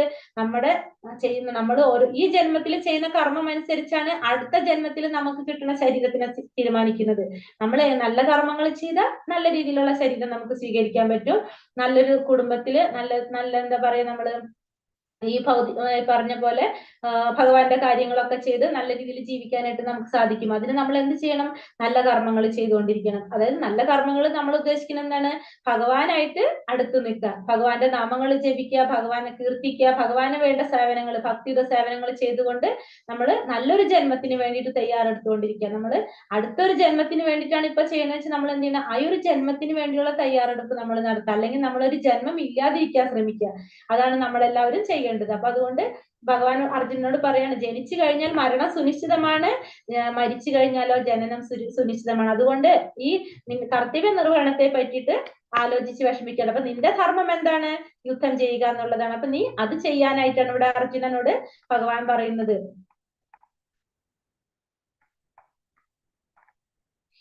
ദേഹി നിത്യമവത്തോയം ദേഹേ സർവസ്യ ഭാരത തസ്മാത് സർവാണി ഭൂതാനി നത്വം ശോചിതും അർഹസി. ഇനി അടുത്ത ശ്ലോകത്തിൽ എന്ന് പറഞ്ഞ, ഹേ ഭാരത, ദേഹി അതായത് ദേഹത്തിൽ വസിക്കുന്ന സത്വ അനശ്വരമാണ്, അതിനെ കൊല്ലുവാൻ ആർക്കും സാധ്യമല്ല. അതുകൊണ്ട് ഏതൊരു ജീവനെ കുറിച്ചും നീ വ്യസനിക്കേണ്ട ആവശ്യമില്ല. ഇനി ഇപ്പൊ നിനക്ക് അവരൊക്കെ കൊല്ലും എന്നുള്ളൊരു ചിന്ത ആവശ്യം തന്നെയില്ല. കാരണം എന്താണ്? അവര് കൊല്ലാനായിട്ട് ആർക്കും സാധ്യമല്ല. ഈ ദേഹിനെ കൊല്ലാനായിട്ട് നമ്മൾ പറഞ്ഞു, ആത്മാവിനെ നശിപ്പിക്കാൻ ആർക്കും സാധ്യമല്ല എന്ന്. അപ്പൊ ഈ ദേഹിനെ കൊല്ലാനായിട്ട്, അതിനെ നശിപ്പിക്കാനായിട്ട് നമുക്ക് ആർക്കും സാധ്യമല്ല. അതുകൊണ്ട് ഏതൊരു ജീവനെ കുറിച്ച് നീ വ്യസനിക്കേണ്ട ആവശ്യമില്ല. അപ്പൊ ദേഹത്തിൽ വസിക്കുന്ന ആ ഒരു ദേഹിയെ കുറിച്ച് നീ ചിന്തിക്കേണ്ട, നീ ടെൻഷൻ അടിക്കേണ്ട ആവശ്യമില്ല. കാരണം ദേഹി എന്ന് പറഞ്ഞാൽ എന്താണ്? അത് അനശ്വരമായിട്ടുള്ളതാണ്, നശിക്കാത്തതാണ്. അതിനെ കൊല്ലുവാനായിട്ട് ആർക്കും സാധ്യമല്ല. അപ്പൊ ആത്മാവിനെ കുറിച്ചുള്ള വിവരണങ്ങളാണ് ഇതുവരെ ഭഗവാൻ പറഞ്ഞുകൊണ്ടിരിക്കുന്നത്. അപ്പൊ ആത്മാവ് എന്താണ് പറഞ്ഞ? ആത്മാവ് നശ്വരമാണ്. ആത്മാവിനെ എന്താ പറയാ, ആയുധങ്ങൾ കൊണ്ട് മുറിക്കാനോ വെള്ളത്തിൽ കൊണ്ട് നനയ്ക്കാനോ ഒന്നും സാധിക്കുന്നില്ല. പിന്നെ ആത്മാവ് എന്ന് വെച്ചിട്ടുണ്ടെങ്കിൽ ഒരിക്കലും നശിക്കാത്തതാണ്. ദേഹം മാത്രമാണ് നശിച്ചുകൊണ്ടിരിക്കുന്നത്. ഒരു ശരീരത്തിൽ നിന്ന് മറ്റൊരു ശരീരത്തിലേക്ക് ആത്മാവ് പ്രവേശിക്കുകയാണ്. പിന്നെ ജനിച്ചു കഴിഞ്ഞാൽ മരണം സുനിശ്ചിതമാണ്, മരിച്ചാൽ ജനനവും സുനിശ്ചിതമാണ്. അപ്പൊ ഇത്രയും കാര്യങ്ങള് ഭഗവാൻ ആത്മാവിനെ കുറിച്ച് പറഞ്ഞു കൊടുത്തുകൊണ്ട് ഇനി ആത്മാവിനെ കുറിച്ചിട്ടുള്ള ഒരു വിവരണം ഇവിടെ നിർത്താണ് അർജുനനോട് ഭഗവാൻ നിർത്തി കൊടുക്കാണ്. ഇനി ആത്മാവ് നാശരഹിതനും ശരീരം നശ്വരവുമാണെന്ന് സ്ഥാപിക്കുകയാണ്. അപ്പൊ ഇതുവരെ ഭഗവാൻ എന്താ പറഞ്ഞു കൊടുത്തത്? ജ്ഞാനയോഗത്തെ കുറിച്ചാണ് ഭഗവാൻ പറഞ്ഞു കൊടുത്തത്. അപ്പൊ ഇവിടെ ഭഗവാൻ സ്ഥാപിക്കുകയാണ് അത് ആത്മാവ് എന്ന് പറഞ്ഞിട്ടുണ്ടെങ്കിൽ നശിക്കാത്തതും അതുപോലെ തന്നെ ശരീരം എന്താണ്? ശരീരം നശ്വരവുമാണ്, ആത്മാവ് നാശരഹിതവുമാണെന്ന് ഭഗവാൻ ഇവിടെ അർജുനന് പറഞ്ഞു കൊടുക്കാണ്. ഇനി ആത്മാവിനെ കുറിച്ച് പറയാണ്. അത് കഴിഞ്ഞിട്ട് അടുത്ത ശ്ലോകത്തിൽ ഇനി എന്താ പറഞ്ഞത്? ഹത്തോ വാ പ്രാപ്സ്യസി സ്വർഗം ജിത്വാ വാ ഭോക്ഷ്യസേ മഹീം തസ്മാദുത്തിഷ്ഠ കൗന്ദേയ യുദ്ധായ കൃതനിശ്ചയഃ. ഇനി ഭഗവാൻ അടുത്ത യോഗത്തിലോട്ട് കടക്കാണ്. എന്താ പറയാ? ഹത്തോ വാപ്സ്യസി സ്വർഗം,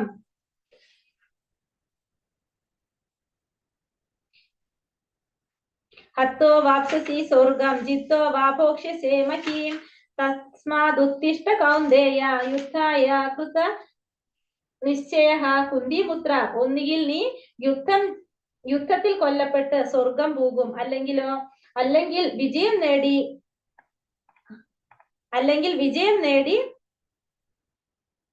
സാമ്രാജ്യം ഭരിക്കും.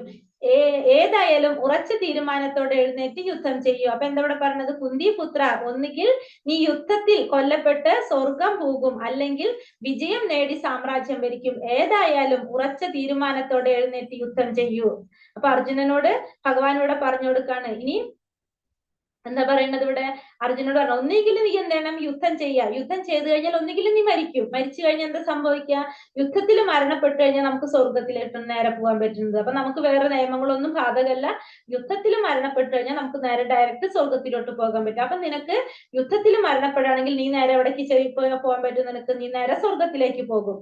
അതല്ല, വിജയം നേടാണെങ്കിൽ നിനക്ക് എന്ത് കിട്ടും? കിരീടം ലഭിക്കും, നിനക്ക് സാമ്രാജ്യം ഭരിക്കാൻ സാധിക്കും.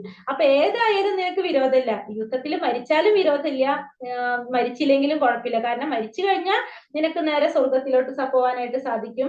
അതുമല്ല, ആ എന്താണ്? നിനക്ക് രാജ്യം ഭരിക്കാനായിട്ട് സാധിക്കും. അപ്പൊ അതുകൊണ്ട് നീ എഴുന്നേറ്റ് യുദ്ധം ചെയ്യും. നിനക്ക് ഈ കൺഫ്യൂഷന്റെ ആവശ്യമില്ല. നീ എഴുന്നേറ്റ് യുദ്ധം ചെയ്യാനായിട്ടാണ് ഇവിടെ അർജുനനോട് ഭഗവാൻ പറയുന്നത്. പിന്നെ അടുത്തിൽ എന്താ പറയണത്? സുഖ ദുഃഖേ സമേ കൃത്വാ ലാഭോ ജയോ തതോ യുദ്ധായ യുജ്യസ്വ നൈവം പാപാമ വാപ്സ്യസി. ഇനി അടുത്തതിൽ പറയണത്, അടുത്ത അർജുനന്റെ ഒരു പ്രോബ്ലം ആയിരുന്നു പാപം, അല്ലെ? ആ പാപത്തിന് വേണ്ടിയിട്ട് പറയാണ്, യുദ്ധത്തിന് വേണ്ടി മാത്രം നീ യുദ്ധം ചെയ്യുക.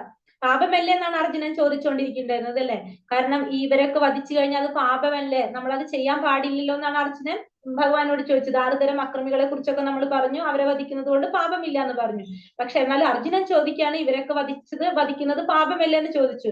അപ്പൊ അതിന് ഭഗവാൻ എന്താ പറഞ്ഞു കൊടുക്കുന്നത്? യുദ്ധത്തിന് വേണ്ടി മാത്രം നീ യുദ്ധം ചെയ്യുക. യുദ്ധം ചെയ്യുമ്പോ എങ്ങനെയായിരിക്കണം? യുദ്ധത്തിന് വേണ്ടി മാത്രം യുദ്ധം ചെയ്യുക. ഫലം സന്തുഷ്ടിയോ സന്താപമോ നഷ്ടമോ ലാഭമോ ജയമോ തോൽവിയോ എന്നതിനെ കുറിച്ച് നീ ഒരിക്കലും ഓർക്കരുത്. എന്നാൽ നിനക്ക് ഒരിക്കലും പാപമേൽക്കില്ല. അപ്പൊ നിനക്ക് പാപമേൽക്കാതിരിക്കേണ്ട രീതിയിൽ എങ്ങനെ ചെയ്യണം എന്നുള്ളത് ഭഗവാൻ പറഞ്ഞു കൊടുക്കണം. അപ്പൊ ഇവിടെ കർമ്മയോഗത്തിനെ പറ്റി പറഞ്ഞു കൊടുക്കണം, അല്ലെ? ഇവിടെ കർമ്മത്തിനെ പറ്റിയാണ് അടുത്തത് ഇപ്പൊ ഭഗവാൻ പറഞ്ഞു കൊടുക്കുന്നത്. ഇപ്പൊ ജ്ഞാനയോഗം കഴിഞ്ഞു, ഇനിയിപ്പോ കർമ്മത്തിനെ കുറിച്ചുകൂടെ പറഞ്ഞു കൊടുക്കണം. എന്താണ്? നീ യുദ്ധത്തിന് വേണ്ടി മാത്രം യുദ്ധം ചെയ്യുക. അതിന്റെ ഫലം നീ നോക്കേണ്ട ആവശ്യമില്ല. അത് സന്തുഷ്ടിയാണോ സന്താപമാണോ നഷ്ടമാണോ ലാഭമാണോ, അതുകൊണ്ട് ജയം ഉണ്ടാവോ തോൽവി ഉണ്ടാവോ എന്നുള്ളത് നീ നോക്കേണ്ട ആവശ്യമില്ല. അങ്ങനെ ചെയ്തു കഴിഞ്ഞാൽ നിനക്ക് ഒരിക്കലും എന്തുണ്ടാവില്ല? പാപം ഉണ്ടാവില്ല. കാരണം അപ്പൊ യുദ്ധത്തിന് വേണ്ടി മാത്രം യുദ്ധം ചെയ്യാന്ന് പറഞ്ഞ എന്താ അർത്ഥാക്കണത്?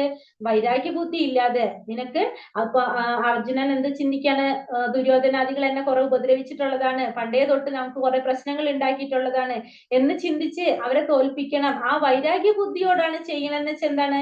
അതിന്റെ പാപം നീ ഏൽക്കേണ്ടി വരും. പക്ഷെ അങ്ങനെ ചെയ്യാതെ നിന്റെ ധർമ്മമാണ് യുദ്ധം ചെയ്യുക എന്ന് മാത്രം ചിന്തിച്ചുകൊണ്ട് നീ യുദ്ധം ചെയ്യുകയാണെങ്കിലോ നിനക്ക് എന്തുണ്ടാവുന്നില്ല? അവിടെ പാപം ഉണ്ടാവുന്നില്ല. അപ്പൊ അതില് ജയം ഉണ്ടാവോ തോൽവി ഉണ്ടാവോ എന്നോ നീ ചിന്തിക്കുന്നില്ലെങ്കിൽ നിനക്ക് ഒരിക്കലും എന്തുണ്ടാവുന്നില്ല? പാപമേൽക്കേണ്ടതായിട്ട് വരുന്നില്ല. കാരണം കൃഷ്ണാവബോധത്തോടെ കർമ്മം ചെയ്യാനാണ് ഇവിടെ ആര് പറയുന്നത്? ഭഗവാൻ അർജുനനോട് പറയുന്നത്. അപ്പൊ യുദ്ധം ചെയ്യാ, പക്ഷെ നീ എന്ത് ചിന്തിച്ച് ചെയ്യരുത്? നീ എങ്ങനെ ചെയ്യണം? നിന്റെ ധർമ്മം എന്ന രീതിയിലായിരിക്കണം യുദ്ധം ചെയ്യേണ്ടത്. അല്ലാതെ അവരെ തോൽപ്പിക്കണം എന്ന് ഉദ്ദേശിച്ചുകൊണ്ടോ അവരോടുള്ള ദേഷ്യം തീർക്കണം എന്ന് ഉദ്ദേശിച്ചുകൊണ്ട് എന്ത് ചെയ്യരുത്? യുദ്ധം ചെയ്യരുത് എന്നാണ് ഭഗവാൻ അർജുനനോട് പറഞ്ഞു കൊടുക്കുന്നത്. അപ്പൊ പാപമല്ലേ എന്ന് ചോദിക്കുന്നതിന് അർജുനന് ഭഗവാൻ കൊടുത്തൊരു എന്താ പറയാ ശ്ലോകത്തിലൂടെ പറഞ്ഞു കൊടുക്കാണിത്. പാപമല്ല, പാപമാവില്ല. എങ്ങനെ ചെയ്യുകയാണെങ്കിൽ? നീ നിനക്ക് വേണ്ടിയല്ലാതെ യുദ്ധം ചെയ്യുകയാണെങ്കിൽ, നീ ഇതിനെക്കുറിച്ച് അതിന്റെ ഗുണങ്ങളും ദോഷങ്ങളും ചിന്തിക്കാതെ യുദ്ധം ചെയ്യുകയാണെങ്കിൽ ആകുന്നില്ല, അത് പാപമാകുന്നില്ല എന്ന് ഭഗവാൻ പറഞ്ഞു കൊടുക്കാണ്. ഇനി അടുത്ത ശ്ലോകത്തിൽ എന്താ പറയുന്നത്? ഇനി ഭഗവാൻ ഭക്തിയോഗത്തിലോട്ട് കടക്കാണ് അല്ലെ. നേഹാഭിക്രമിനാശോസ്തി പ്രത്യവായോന വിദ്യതേ സ്വൽപമപ്യസ്യ ധർമ്മസ്യ ത്രായതേ മഹദോ ഭയാത്. ഇവിടെ എന്താ പറയുന്നത്? ഭക്തിയോഗത്തിലൂടെ ഭഗവാൻ ഇനി ഭഗവാനെ സന്തോഷിപ്പിക്കാനായിട്ട് കർമ്മം ചെയ്യണം എന്നുള്ള രീതിയിൽ പറഞ്ഞു കൊടുക്കാണ്. എന്താ പറയുന്നത് ഇവിടെ? നഷ്ടമോ ലാഭമോ ഈ ഉദ്യമത്തിൽ ഇല്ല, ഈ വഴിക്കുള്ള ചെറിയൊരു മുന്നേറ്റവും മഹാഭയങ്ങളിൽ നിന്ന് രക്ഷ നൽകുന്നു. അപ്പൊ അർജുനനോട് പറയുന്നത് എന്താണ്? നീ നിനക്കായിട്ട് യുദ്ധം ചെയ്യാതെ നീ എന്ത് ചെയ്യണം? നീ അതിന്റെ ഫലം ചിന്തിക്കാതെ നീ എന്ത് ചെയ്യണം എന്നാ പറഞ്ഞത്? അതിന്റെ നോക്കാതെ നീ യുദ്ധം ചെയ്യാനാ പറഞ്ഞത്. കാരണം യുദ്ധത്തിന് വേണ്ടി മാത്രം നീ യുദ്ധം ചെയ്യാ, അതിന്റെ ഫലം നഷ്ടോ ലാഭോ ഒന്നും നോക്കേണ്ട ആവശ്യമില്ല. ഭഗവാനായിട്ട് ചെയ്തു കൊടുക്കണം എന്നാണ് പറഞ്ഞത്, ഭഗവാന് വേണ്ടി ചെയ്യണമെന്ന്. അങ്ങനെ ചെയ്തണെന്ന് അതുകൊണ്ട് നിനക്ക് നഷ്ടോ ലാഭോ, ഈ ചെയ്യുന്നത് കൊണ്ട് നഷ്ടോ ലാഭോ ഒന്നും ഈ ഉദ്യമത്തിലില്ല. ആ വഴിക്കുള്ള ഒരു ചെറിയ മുന്നേറ്റവും എന്താണ് സംഭവിക്കുക? മഹാഭയങ്ങളിൽ നിന്ന് നിന്നെ രക്ഷിക്കുകയാണ് ചെയ്യുന്നത്. അപ്പൊ നഷ്ടമോ ലാഭമോ ഒന്നും ഈ ഉദ്യമത്തിലില്ല. ആ വഴിക്കുള്ള ചെറിയൊരു മുന്നേറ്റം പോലും നിനക്ക് എന്ത് ചെയ്യും? നിനക്ക് ഗുണമുണ്ടാകുന്ന പറയണത്. കാരണം അതിനിപ്പോ നമുക്കിവിടെ ഒരു എക്സാമ്പിൾ കാണുന്നുണ്ട്. ഭഗവാൻ ഇതാരാണത്? അണ്ണാറക്കണ്ണന്റെ ആണ് അല്ലെ. അണ്ണാറക്കണ്ണൻ, അതായത് നമുക്കറിയാം സേതുബന്ധന സമയത്ത്, ശ്രീരാമചന്ദ്രന്റെ സേതുബന്ധന സമയത്ത് ഭഗവാനെ സഹായിക്കാൻ വേണ്ടിയിട്ട് എന്താ ചെയ്തത്? അണ്ണാറക്കണ്ണൻ നമുക്കറിയാവുന്നതാണ്, എല്ലാവരും അവരെ കൊണ്ടായ രീതിയിൽ വലിയ വലിയ കല്ലും കാര്യങ്ങളൊക്കെ പൊക്കിക്കൊണ്ടിടുമ്പോ അണ്ണാറക്കണ്ണൻ എന്താ ചെയ്തത്? ആ സമുദ്രത്തിൽ പോയിട്ട് നനഞ്ഞു വന്നിട്ട് മണ്ണിൽ കിടന്നുരുളും. എന്നിട്ട് കൊണ്ട് എന്ത് ചെയ്യും? ആ ദേഹത്ത് പറ്റിയ മണ്ണ് കൊണ്ട് ആ സമുദ്രത്തിൽ വീണ്ടും മുങ്ങും. അപ്പൊ എന്താണ്? തന്നെ കൊണ്ടാവുന്ന രീതിയിൽ അവരെ സഹായിക്കുകയാണ് ചെയ്യുന്നത്. അപ്പൊ ഭഗവാനെ സന്തോഷിപ്പിക്കാൻ വേണ്ടിയിട്ട് ചെയ്യുന്ന ആ ഒരു ചെറിയൊരു പ്രവൃത്തി പോലും ഭഗവാൻ എന്താണ്? ഭഗവാൻ അത്ര വലിയൊരു കാര്യമായിട്ടാണ് എടുക്കുന്നത്. അതേപോലെ തന്നെ ഹനുമാൻ സ്വാമി ലങ്ക ദഹനം ചെയ്യുന്നതൊക്കെ. അപ്പൊ അതൊക്കെ ഭഗവാൻ ഇവിടെ ഇതേപോലെ തന്നെ ഒരു എക്സാമ്പിൾ പറയുന്നുണ്ട്. ഒരു ചെറിയൊരു സ്റ്റോറി പോലെ പറയാണത്. ഈ എലി, ആ എലിയുടെ മുന്നിൽ ഇരിക്കുന്നത് ഒരു ചെറിപ്പഴം കഴിച്ച് അതിനുശേഷം ഭഗവാന്റെ അടുത്ത് വിളക്ക് കത്തിച്ച് വെച്ചിരിക്കുകയാണ്. നെയ് വിളക്ക് കത്തിച്ച് വെച്ചപ്പോ ആ എലി എന്ത് വിചാരിച്ചു? അതും ആ വിളക്കിന്റെ ആ വെളിച്ചം അത് കണ്ടപ്പോ അത് ചെറിയാണെന്ന് വിചാരിച്ച് അതിനെ കൊണ്ട് മുഖം കൊടുത്തപ്പോ എന്താ സംഭവിക്കുക? അതിന്റെ മുഖം അത് ആ നെയ്ത്തിരി അങ്ങനെ തന്നെ മെത്തിക്ക് മറിഞ്ഞു വീണിട്ട് ആ പരാക്രമം കൊണ്ട് അതെന്താ ചെയ്യണത്? ഇരുന്നിട്ട് അത് ഭഗവാനിട്ട് ചുറ്റാണ് ചെയ്യുന്നത്. ആ പരാക്രമം കൊണ്ടാണ് അത് ചെയ്തത്. പക്ഷെ ഭഗവാൻ അത് എന്തായിട്ടാണ് ആ ചെയ്ത പ്രവൃത്തി, അതായത് അറിവില്ലാതെ ആണെങ്കിലും അറിയാണ്ടായാലും അതിന്റെ പരാക്രമം കൊണ്ടാണ് അത് ചെയ്തത്. ഭഗവാനെ ചുറ്റാണ് ചെയ്യുന്നത്. അത് ഭഗവാൻ അതിന് അപ്പൊ അതുപോലും ഭഗവാൻ എന്ത് ചെയ്യാണ്? അതൊരു കാരുണ്യം കൊണ്ട് ഭഗവാൻ എന്താ പറയാ നമ്മള് അത് ഭഗവാൻ അതുപോലും ആ എലിക്ക് മോക്ഷം കൊടുക്കുകയാണ് ചെയ്യുന്നത്. അപ്പൊ ആ ചെയ്യുന്ന ഓരോ പ്രവൃത്തി സത്യത്തിൽ എന്താണ്? ഭഗവാനെ ചുറ്റണമെന്ന് ഉദ്ദേശിച്ചിട്ടല്ല എലി ചെയ്യുന്നത്, അതിൻ്റെതായ പരാക്രമം കൊണ്ടാണ് അത് ചെയ്യുന്നത്. പക്ഷെ എങ്കിൽ പോലും ഭഗവാൻ അത്രയും കാരുണ്യവാനാണ്. അതിനെ പോലും ഭഗവാൻ എന്ത് ചെയ്യാണ്? ഭഗവാന് സമർപ്പിക്കുന്നതായിട്ട് ഭഗവാൻ എടുക്കുകയാണ് ചെയ്യുന്നത്. അത്രയും കാരുണ്യമാണ് ആരാര്? ഭഗവാൻ എന്ന് പറയാണ്. അപ്പൊ ആ ചെറിയൊരു ഉദ്യമം പോലും യാതൊരു നഷ്ടവും സംഭവിക്കുന്നില്ല എന്ന് പറഞ്ഞാൽ, ആ ചെയ്യുന്ന ചെറിയൊരു ഉദ്യമത്തിന് പോലും തക്കതായിട്ടുള്ള പ്രതിഫലം ഭഗവാൻ നൽകാണ് നമുക്ക്. വ്യവസായാത്മിക ബുദ്ധിരേഖേഹ കുരു നന്ദന ബഹുശാഖാഹന്യന്താശ്ച ബുദ്ധയോ വ്യവസായിനാം. ഈ വഴിക്ക് പോകുന്നവർ നിശ്ചയദാർഢ്യമുള്ളവരാണ്, ലക്ഷ്യവും ഒന്ന് തന്നെ. കുരുനന്ദന, ദൃഢനിശ്ചയമില്ലാത്തവരുടെ ബുദ്ധിയാകട്ടെ പല ശാഖകളോട് കൂടിയതാണ്. അപ്പൊ എന്താ പറയണത്? ഈ വഴിക്ക് പോകുന്നവര് ഏത് വഴിക്ക് പോകുന്നവരാണ്? ഈ കൃഷ്ണാവബോധത്തിലൂടെ ജീവിതം പരിപൂർണമായിട്ട് കൊണ്ടുപോകുന്നവരെങ്ങനെയുള്ളവരാണ്? നിശ്ചയദാർഢ്യമുള്ളവരാണ്. അവരുടെ ലക്ഷ്യവും ഒന്ന് തന്നെയായിരിക്കും. അവരുടെ ലക്ഷ്യം എന്താണ്? ഭഗവാനിലേക്ക് എത്താന്നുള്ളത് മാത്രമാണ് അവരുടെ ലക്ഷ്യം. പക്ഷെ കുരുനന്ദന, ദൃഢനിശ്ചയമില്ലാത്തവരുടെ ബുദ്ധിയാണെങ്കിലോ അത് പല ശാഖകളിൽ കൂടിയതാണ്. അപ്പൊ ജീവിതത്തെ കുറിച്ച് നമ്മൾ പറയാണല്ലേ, നമ്മളുടെ ലക്ഷ്യം എന്തായിരിക്കണം? കൃഷ്ണാവബോധത്തിലേക്ക് എത്താന്നുള്ളതാണ്. അപ്പൊ ജീവിതത്തെ കുറിച്ചുള്ള ഈ ഭൗതിക ബോധത്തെ ത്യജിക്കുക എന്നതാണ് നമ്മൾ എന്തുകൊണ്ട് അർത്ഥമാക്കുന്നത്? കൃഷ്ണാവബോധത്തിന്റെ പരിപൂർണതയായിട്ട് നമ്മൾ പറയുന്നത്. കാരണം ഈ ഭൗതികമായിട്ടുള്ള നമ്മളുടെ ആഗ്രഹങ്ങൾ കുറച്ചു കൊണ്ടുവരാ, അത് ത്യജിച്ചുകൊണ്ട് നമ്മൾ ഫുള്ള് എന്തിലേക്കായിരിക്കണം? ഭഗവാനെ സന്തോഷിപ്പിക്കാനായിട്ട്, ഭഗവാനെ സമർപ്പിക്കാനായിട്ടായിരിക്കണം നമ്മളുടെ ആഗ്രഹങ്ങളും നമ്മളുടെ എല്ലാ ഇച്ഛകളും നമ്മൾ ചെയ്യേണ്ടത്. അതാണ് നമ്മുടെ ജീവിതത്തിന്റെ പരിപൂർണതയായിട്ട്, അതാണ് നമ്മൾ കൃഷ്ണാവബോധത്തിന്റെ ലക്ഷ്യം നമ്മൾ പറയുന്നത്. എങ്കിൽ മാത്രമേ നമുക്ക് എന്ത് ചെയ്യാൻ സാധിക്കുന്നുള്ളൂ? നമ്മൾ പരിശുദ്ധരായിട്ട് ഭഗവാനെ സേവിക്കാനായിട്ട് നമുക്ക് സാധിക്കുന്നുള്ളൂ. അപ്പൊ അതിന് നമുക്ക് പറയുന്ന ഭാവാർത്ഥത്തിൽ പറയുന്നുണ്ട്, വൃക്ഷത്തിന്റെ ചുവട്ടില് ഒഴിക്കുന്ന ജലം തനിയെ തന്നെ ശാഖകളിലേക്കും ഇലകളിലേക്കും വ്യാപിക്കുന്നത് പോലെ. ഇപ്പൊ നമ്മളെ വീട്ടിലിപ്പോ എല്ലാവരും കൃഷ്ണാവബോധത്തിൽ ഉണ്ടാവണമെന്നില്ല. പക്ഷെ ഒരു വ്യക്തി ചെയ്താൽ തന്നെ ആ വ്യക്തിയായിട്ട് ബന്ധപ്പെട്ടിട്ടുള്ള ആ കുടുംബത്തിലും സമൂഹത്തിലും എല്ലാവർക്കും അതിന്റെ എന്താ പറഞ്ഞ ഗുണം ലഭിക്കുന്ന പറഞ്ഞത് എല്ലാവർക്കും ആ സേവനം അർപ്പിക്കാനായിട്ട്. അപ്പൊ ഒരാളുടെ പ്രവർത്തനം കൊണ്ട് തന്നെ ഭഗവാൻ തൃപ്തനാകാണ് ചെയ്യുന്നത്. അപ്പൊ എല്ലാവരും കൂടി പ്രവർത്തിച്ചു കഴിഞ്ഞാൽ എത്ര സന്തുഷ്ടത്തോടെ നമുക്ക് ചെയ്യാൻ സാധിക്കും കാര്യങ്ങള്. അപ്പൊ കൃഷ്ണാവബോധത്തില് എത്രയും നമ്മൾ ചെയ്യാനായിട്ട് ശ്രമിച്ചു കഴിഞ്ഞാൽ ഭഗവാൻ എന്താ ചെയ്യണത്? ആ ചെറിയൊരു കാര്യമാണെങ്കിൽ പോലും അതിന് തക്കതായ പ്രതിഫലം നമുക്ക് നൽകുകയാണ് ചെയ്യണത്. ഇപ്പൊ വീട്ടില് ഒരാളാണ് ചെയ്യുമെങ്കിൽ പോലും ആ ചുറ്റുമുള്ള എല്ലാവരിലേക്കും അതിന്റെ ഫലങ്ങൾ എത്താണ് ചെയ്യുന്നത്. അപ്പൊ നമ്മളത് എപ്പോഴും ശ്രദ്ധിക്കുക. ഇപ്പൊ നമ്മളെ വീട്ടിൽ നമ്മൾ മാത്രം ചെയ്യുന്നുണ്ടെങ്കിലും നമ്മളത് ആത്മാർത്ഥമായിട്ട് നമ്മൾ ചെയ്തു പോയാൽ പോകെ എന്താണ് നമ്മളുടെ ചുറ്റുമുള്ളവർക്കും അതിന്റെ ഗുണങ്ങൾ ലഭിക്കാന്നുള്ളത്. അതായത് ഭഗവാൻ എല്ലാവർക്കും അതിന്റെ പ്രതിഫലം നൽകുന്ന പറയുന്നത്. അപ്പൊ അതുകൊണ്ട് നമ്മളിൽ ഒരാൾ ചെയ്താൽ തന്നെ ആരും ചെയ്യാതിരിക്കുന്നത് നല്ലതാണ്, ആരെങ്കിലും ഒരാൾ ചെയ്യുന്നത്.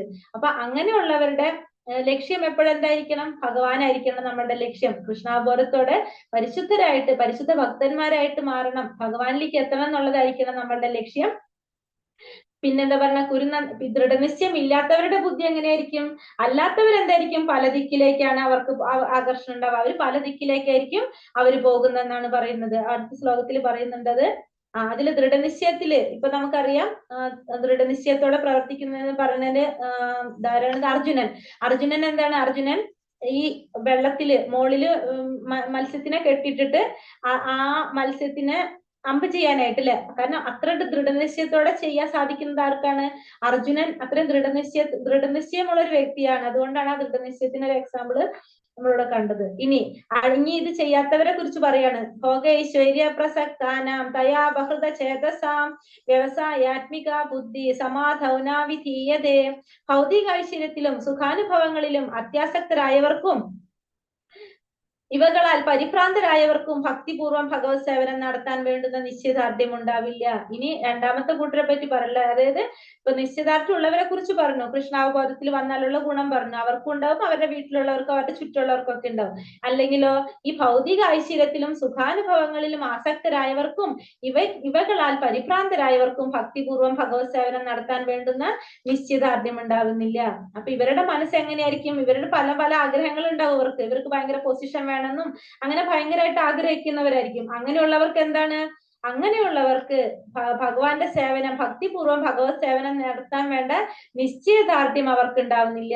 കാരണം അവരുടെ മനസ്സ് പല ആഗ്രഹങ്ങളായിട്ട് വ്യാപൃതപ്പെട്ടിരിക്കുകയാണ് അവരുടെ മനസ്സ്. അപ്പൊ അതുകൊണ്ട് അങ്ങനെയുള്ളവർ ആഗ്രഹങ്ങൾ കൊണ്ട് എന്താ സംഭവിക്കുന്നത്? അവരെ അധപതിപ്പിക്കുകയാണ് ചെയ്യുന്നത്, അവര് താഴ്ന്നു പോകാണ് ചെയ്യുന്നതെന്നാണ് ഭഗവാൻ പറയുന്നത്. അടുത്ത ശ്ലോകത്തിലും ഭഗവാൻ പറയുന്നുണ്ട് അതിനെ കുറിച്ച്.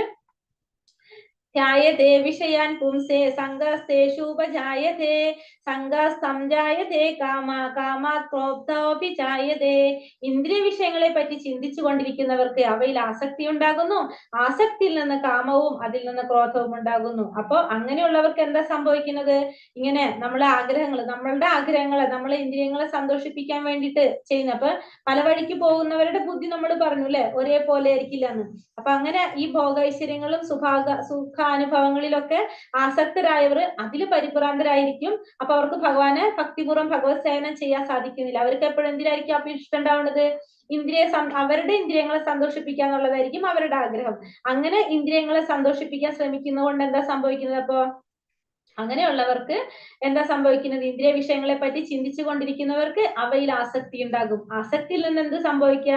കാമവും അതിൽ നിന്ന് ക്രോധവും ഉണ്ടാകുന്നു. അപ്പൊ അങ്ങനെ ചിന്തിച്ചു കൊണ്ടിരിക്കുന്നവർക്ക് ആസക്തി ഉണ്ടാകാണ്, ആ ആസക്തിയിൽ നിന്ന് കാമവും കാമത്തിൽ നിന്ന് ക്രോധവും ഉണ്ടാകുന്നു. അപ്പൊ കൃഷ്ണാവബോധം ഇല്ലാത്തവർ എന്താണ് സംഭവിക്കുന്നത്? അവര് ഇന്ദ്രിയ വിഷയങ്ങളെ കുറിച്ച് ചിന്തിച്ച് ആ ഭൗതികമായിട്ടുള്ള വസ്തുക്കളിൽ അവർക്ക് ആകർഷണം ഉണ്ടാകുക ചെയ്യുന്നത്. അപ്പൊ അത് കിട്ടണം എന്നുള്ളൊരു ആഗ്രഹം വരുമ്പോ തന്നെ ആസക്തി ഉണ്ടാവണം, അതിലൊരു ആഗ്രഹം ഉണ്ടാകും. ആ ഒരു ആഗ്രഹത്തിൽ നിന്ന്, ആ ആസക്തിയിൽ നിന്ന് എന്തുണ്ടാവണം? നമുക്ക് കാമം, ആഗ്രഹം വരണം. അതിനോട് നമുക്ക് ഭയങ്കര ഒരു അത്യാഗ്രഹം വരികയാണ്. പിന്നെ നമുക്കത് കിട്ടിയേ പറ്റൂ. അത് കിട്ടിയില്ലെങ്കിൽ പിന്നെ എന്ത് സംഭവിക്കണത്? ക്രോധമായിട്ട് മാറാണ് ചെയ്യുന്നത്. അല്ല, നമ്മൾ ഭഗവത് സേവനം ചെയ്തുകൊണ്ടിരിക്കുകയാണെങ്കിലോ നമ്മളെ ഇന്ദ്രിയങ്ങൾ ഭഗവാനിലേക്ക് അർപ്പിച്ചുകൊണ്ടിരുന്നാൽ ഇതൊന്നും നമ്മളെ ബാധിക്കുന്നില്ല. അല്ലെങ്കിൽ ഈ ഇന്ദ്രിയ വിഷയങ്ങളെ പറ്റി ചിന്തിച്ചു കൊണ്ടിരുന്നിട്ട് നമുക്ക് അതിൽ ആസക്തി ഉണ്ടാവും. ആസക്തിയിൽ നിന്ന് കാമം ഉണ്ടാകും, ആഗ്രഹം ഉണ്ടാവും. ആഗ്രഹത്തിൽ നിന്ന് അത് കിട്ടാതിരിക്കുമ്പോൾ നമുക്ക് എന്തുണ്ടാവും? ദേഷ്യം ഉണ്ടാവും, നമുക്ക് ക്രോധം ഉണ്ടാവുക ചെയ്യുന്നത്. അപ്പൊ നമ്മൾ ആഗ്രഹിക്കുമ്പോഴാണ് നമുക്ക് എന്ത് വരുന്നത്? ക്രോധം വരുന്നത്. ആഗ്രഹം ഇല്ലെങ്കിൽ നമുക്ക് എന്തുണ്ടാവുന്നില്ല? ക്രോധം ഉണ്ടാവുന്നില്ല. ക്രോധത്തിൽ നിന്ന് എന്താ സംഭവിക്കുന്നത്? ക്രോധാത് ഭവന്തി സമ്മോഹ, സമ്മോഹ സ്മൃതി വിഭ്രമഃ, സ്മൃതി ഭ്രംശാസ് ബുദ്ധിനാശോ, ബുദ്ധിനാശാത് പ്രണശ്യതി. ക്രോധത്തിൽ നിന്ന് സമ്മോഹവും, സമ്മോഹത്തിൽ നിന്ന് ഓർമ്മപ്പിഴയും, ഓർമ്മപ്പിഴയിൽ നിന്ന് ബുദ്ധിനാശവും ഉണ്ടാകുന്നു. ബുദ്ധിനാശത്തിൽ നിന്ന് വീണ്ടും ഭൗതിക കയത്തിലേക്ക് വീണ നാശം സംഭവിക്കുന്നു. അപ്പൊ ക്രോധത്തിൽ നിന്ന് എന്തുണ്ടാവാണ്? സമ്മോഹം ഉണ്ടാവാണ്. സമ്മോഹം എന്ന് വെച്ചാൽ എന്താണ്? വ്യാമോഹം. ശരിയും തെറ്റും അറിയാൻ പറ്റാത്തൊരവസ്ഥ നമുക്ക് ഉണ്ടാകണം. ആ ദേഷ്യത്തിൽ കൊണ്ട് നമുക്ക് എന്താ സംഭവിക്കുക? ശരിയും തെറ്റും എന്താണെന്ന് നമുക്ക് മനസ്സിലാകുന്നില്ല. അപ്പൊ അതിൽ നിന്ന് പിന്നെ നമുക്ക് എന്താണ്? ഓർമ്മപ്പിഴവ് ഉണ്ടാകും. ഓർമ്മപ്പിഴവിൽ നിന്ന് നമുക്ക് നമ്മളെ സാധാരണ ബുദ്ധി നശിച്ചു പോകും. ബുദ്ധിനാശത്തിൽ നിന്ന് നമ്മൾ എന്ത് ചെയ്യും? സർവനാശം സംഭവിക്കും. നമുക്ക് ഈ ശരിയും തെറ്റും എന്താണെന്ന് മനസ്സിലാകാണ്ടാവുമ്പോ എന്താണ് സംഭവിക്കുന്നത്? നമ്മളെ ബുദ്ധി നശിക്കുകയാണ്. പിന്നെ നമുക്ക് തന്നിഷ്ടം പോലെ പ്രവർത്തിക്കുകയാണ്. നമുക്ക് എന്താണോ തോന്നുന്നത് അതുപോലെ ചെയ്യാനായിട്ട് നമ്മൾ ശ്രമിക്കുകയാണ് ചെയ്യുന്നത്. അങ്ങനെ നമുക്ക് എന്ത് സംഭവിക്കുകയാണ്? സർവനാശം സംഭവിക്കുകയാണ് ചെയ്യുന്നത്.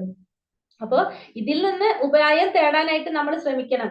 അപ്പൊ കൃഷ്ണാവബോധത്തെ കുറിച്ച് അറിയാത്തൊരു വ്യക്തിയാണ് എന്ത് ചെയ്യണത്? ഈ ഭൗതികമായിട്ടുള്ള ഇങ്ങനെ ഉണ്ടാവുന്ന വിഷയങ്ങളിൽ നിന്ന് ഒഴിയാൻ വേണ്ടിയിട്ട് പല പല കാര്യങ്ങളിൽ ചെന്ന് നോക്കിക്കൊണ്ടിരിക്കും. ഇപ്പൊ നമ്മൾ കൃഷ്ണാവബോധത്തിൽ തന്നെ കുറെ പേര് പറഞ്ഞു കേട്ടിട്ടുണ്ട്. ആദ്യം വേറെ പല പല സംഘടനകളിൽ പോയിട്ടുണ്ട്, പല രീതിയിൽ നോക്കിയിട്ടുണ്ട്. ലാസ്റ്റ് ഇവിടെ വന്നപ്പോഴാണ് ഒരു എന്താ പറയുക, ഒരു ഗ്രിപ്പ് കിട്ടിയെന്ന് പറയുന്നത് കേട്ടിട്ടുണ്ട്. അതായത് ഇവിടെ വന്നപ്പോഴാണ് അവർക്ക് എന്തോ കിട്ടി തുടങ്ങിയെന്ന് മനസ്സിലായത്. കാരണം നമുക്ക് മറ്റുള്ളതിലൊന്നും അത് കിട്ടണില്ല. അപ്പൊ നമുക്ക് ഇത് സംഭവിക്കുന്നത് എന്താണ്?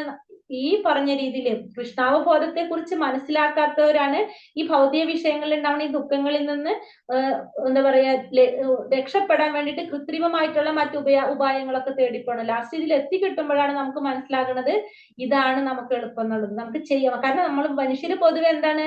എളുപ്പത്തിൽ കൂടെ ചെയ്യാൻ നോക്കുന്നതാണ് അല്ലെ? ഭഗവാന്റെ നാമം ജപിക്കുക, ഭക്തിയുത സേവനങ്ങൾ ചെയ്യാന്ന് പറയുമ്പോൾ നമുക്ക് ഇത്തിരി കൂടിയും പ്രാക്ടീസിലൂടെ നമുക്ക് ഇത്തിരി എളുപ്പമായിട്ട് നമുക്ക് ഫീൽ ചെയ്യും. അപ്പൊ കൃഷ്ണാവബോധത്തിൽ വന്ന ഒരാൾക്കാണെങ്കിലോ ഏതൊരു സമയത്തും ഭഗവാന്റെ സേവനം ചെയ്തുകൊണ്ടിരിക്കുകയാണെങ്കിൽ, ഭഗവാന് വേണ്ടിയിട്ട് നമ്മൾ ഇന്ദ്രിയങ്ങൾ ഉപയോഗിച്ചു കൊണ്ടിരിക്കുകയാണെങ്കിൽ അവർക്ക് എന്തുണ്ടാവുന്നില്ല? ഈ ഭൗതികമായിട്ടുള്ള ഈ ബോധത്തിനോട് നമ്മൾ അടിമപ്പെട്ട് പോകുന്നില്ല ഒരിക്കലും. അപ്പൊ കൃഷ്ണാവബോധത്തിൽ വന്നാൽ മാത്രമേ നമുക്കത് സാധിക്കുന്നുള്ളൂ എന്നുള്ളത് മനസ്സിലാക്കി തരാണ്. പിന്നെ അടുത്ത ശ്ലോകത്തിൽ എന്താ പറഞ്ഞ? രാഗദ്വേഷങ്ങള്.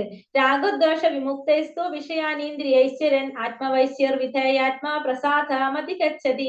രാഗദ്വേഷങ്ങളിൽ നിന്ന് വിമുക്തനായി സ്വാതന്ത്ര്യത്തിന് വേണ്ടിയുള്ള നിബന്ധനകൾ വഴി ഇന്ദ്രിയങ്ങളെ നിയന്ത്രിക്കുന്ന ഒരു വ്യക്തിക്ക് ഭഗവാന്റെ പൂർണ്ണ കാരുണ്യം ലഭിക്കും. ഇനി അടുത്ത ശ്ലോകത്തിൽ പറയാണ് രാഗദ്വേഷങ്ങളിൽ നിന്ന് വിമുക്തനായിട്ട്. രാഗദ്വേഷം എന്ന് വെച്ചെന്താണ്? രാഗം എന്ന് വെച്ചിട്ടുണ്ടെങ്കിൽ നമ്മളെ ഇഷ്ടങ്ങള്, ദ്വേഷം എന്ന് വെച്ചിട്ടുണ്ടെങ്കിലോ നമുക്ക് ഇഷ്ടമില്ലാത്തത്. ആ രണ്ട് ദ്വന്ദ്ങ്ങള്, ഈ രാഗം ദ്വേഷം, നമ്മളുടെ ഇഷ്ടങ്ങളും അനിഷ്ടങ്ങളിൽ നിന്നും വിമുക്തനായിട്ട് സ്വാതന്ത്ര്യത്തിന് വേണ്ടിയുള്ള നിബന്ധനകൾ വഴി ഇന്ദ്രിയങ്ങളെ നിയന്ത്രിക്കുന്ന ഒരു വ്യക്തിക്ക് ഭഗവാന്റെ പൂർണ്ണ കാരുണ്യം ലഭിക്കും. അപ്പൊ കൃഷ്ണാവബോധം നമ്മൾ തികഞ്ഞ ഒരാൾക്ക് എന്താണ് പറഞ്ഞില്ലേ? കൃഷ്ണാവബോധത്തില് വിഷയങ്ങള്, കൃഷ്ണാബോധത്തിൽ നമ്മൾ ആസക്തരായി കഴിഞ്ഞാൽ, നമ്മളെ ഇന്ദ്രിയങ്ങൾ ആസക്തരായി കഴിഞ്ഞാൽ നമ്മൾക്ക് എന്താ സംഭവിക്കുക? ഭഗവാന്റെ താല്പര്യം ജനിക്കും.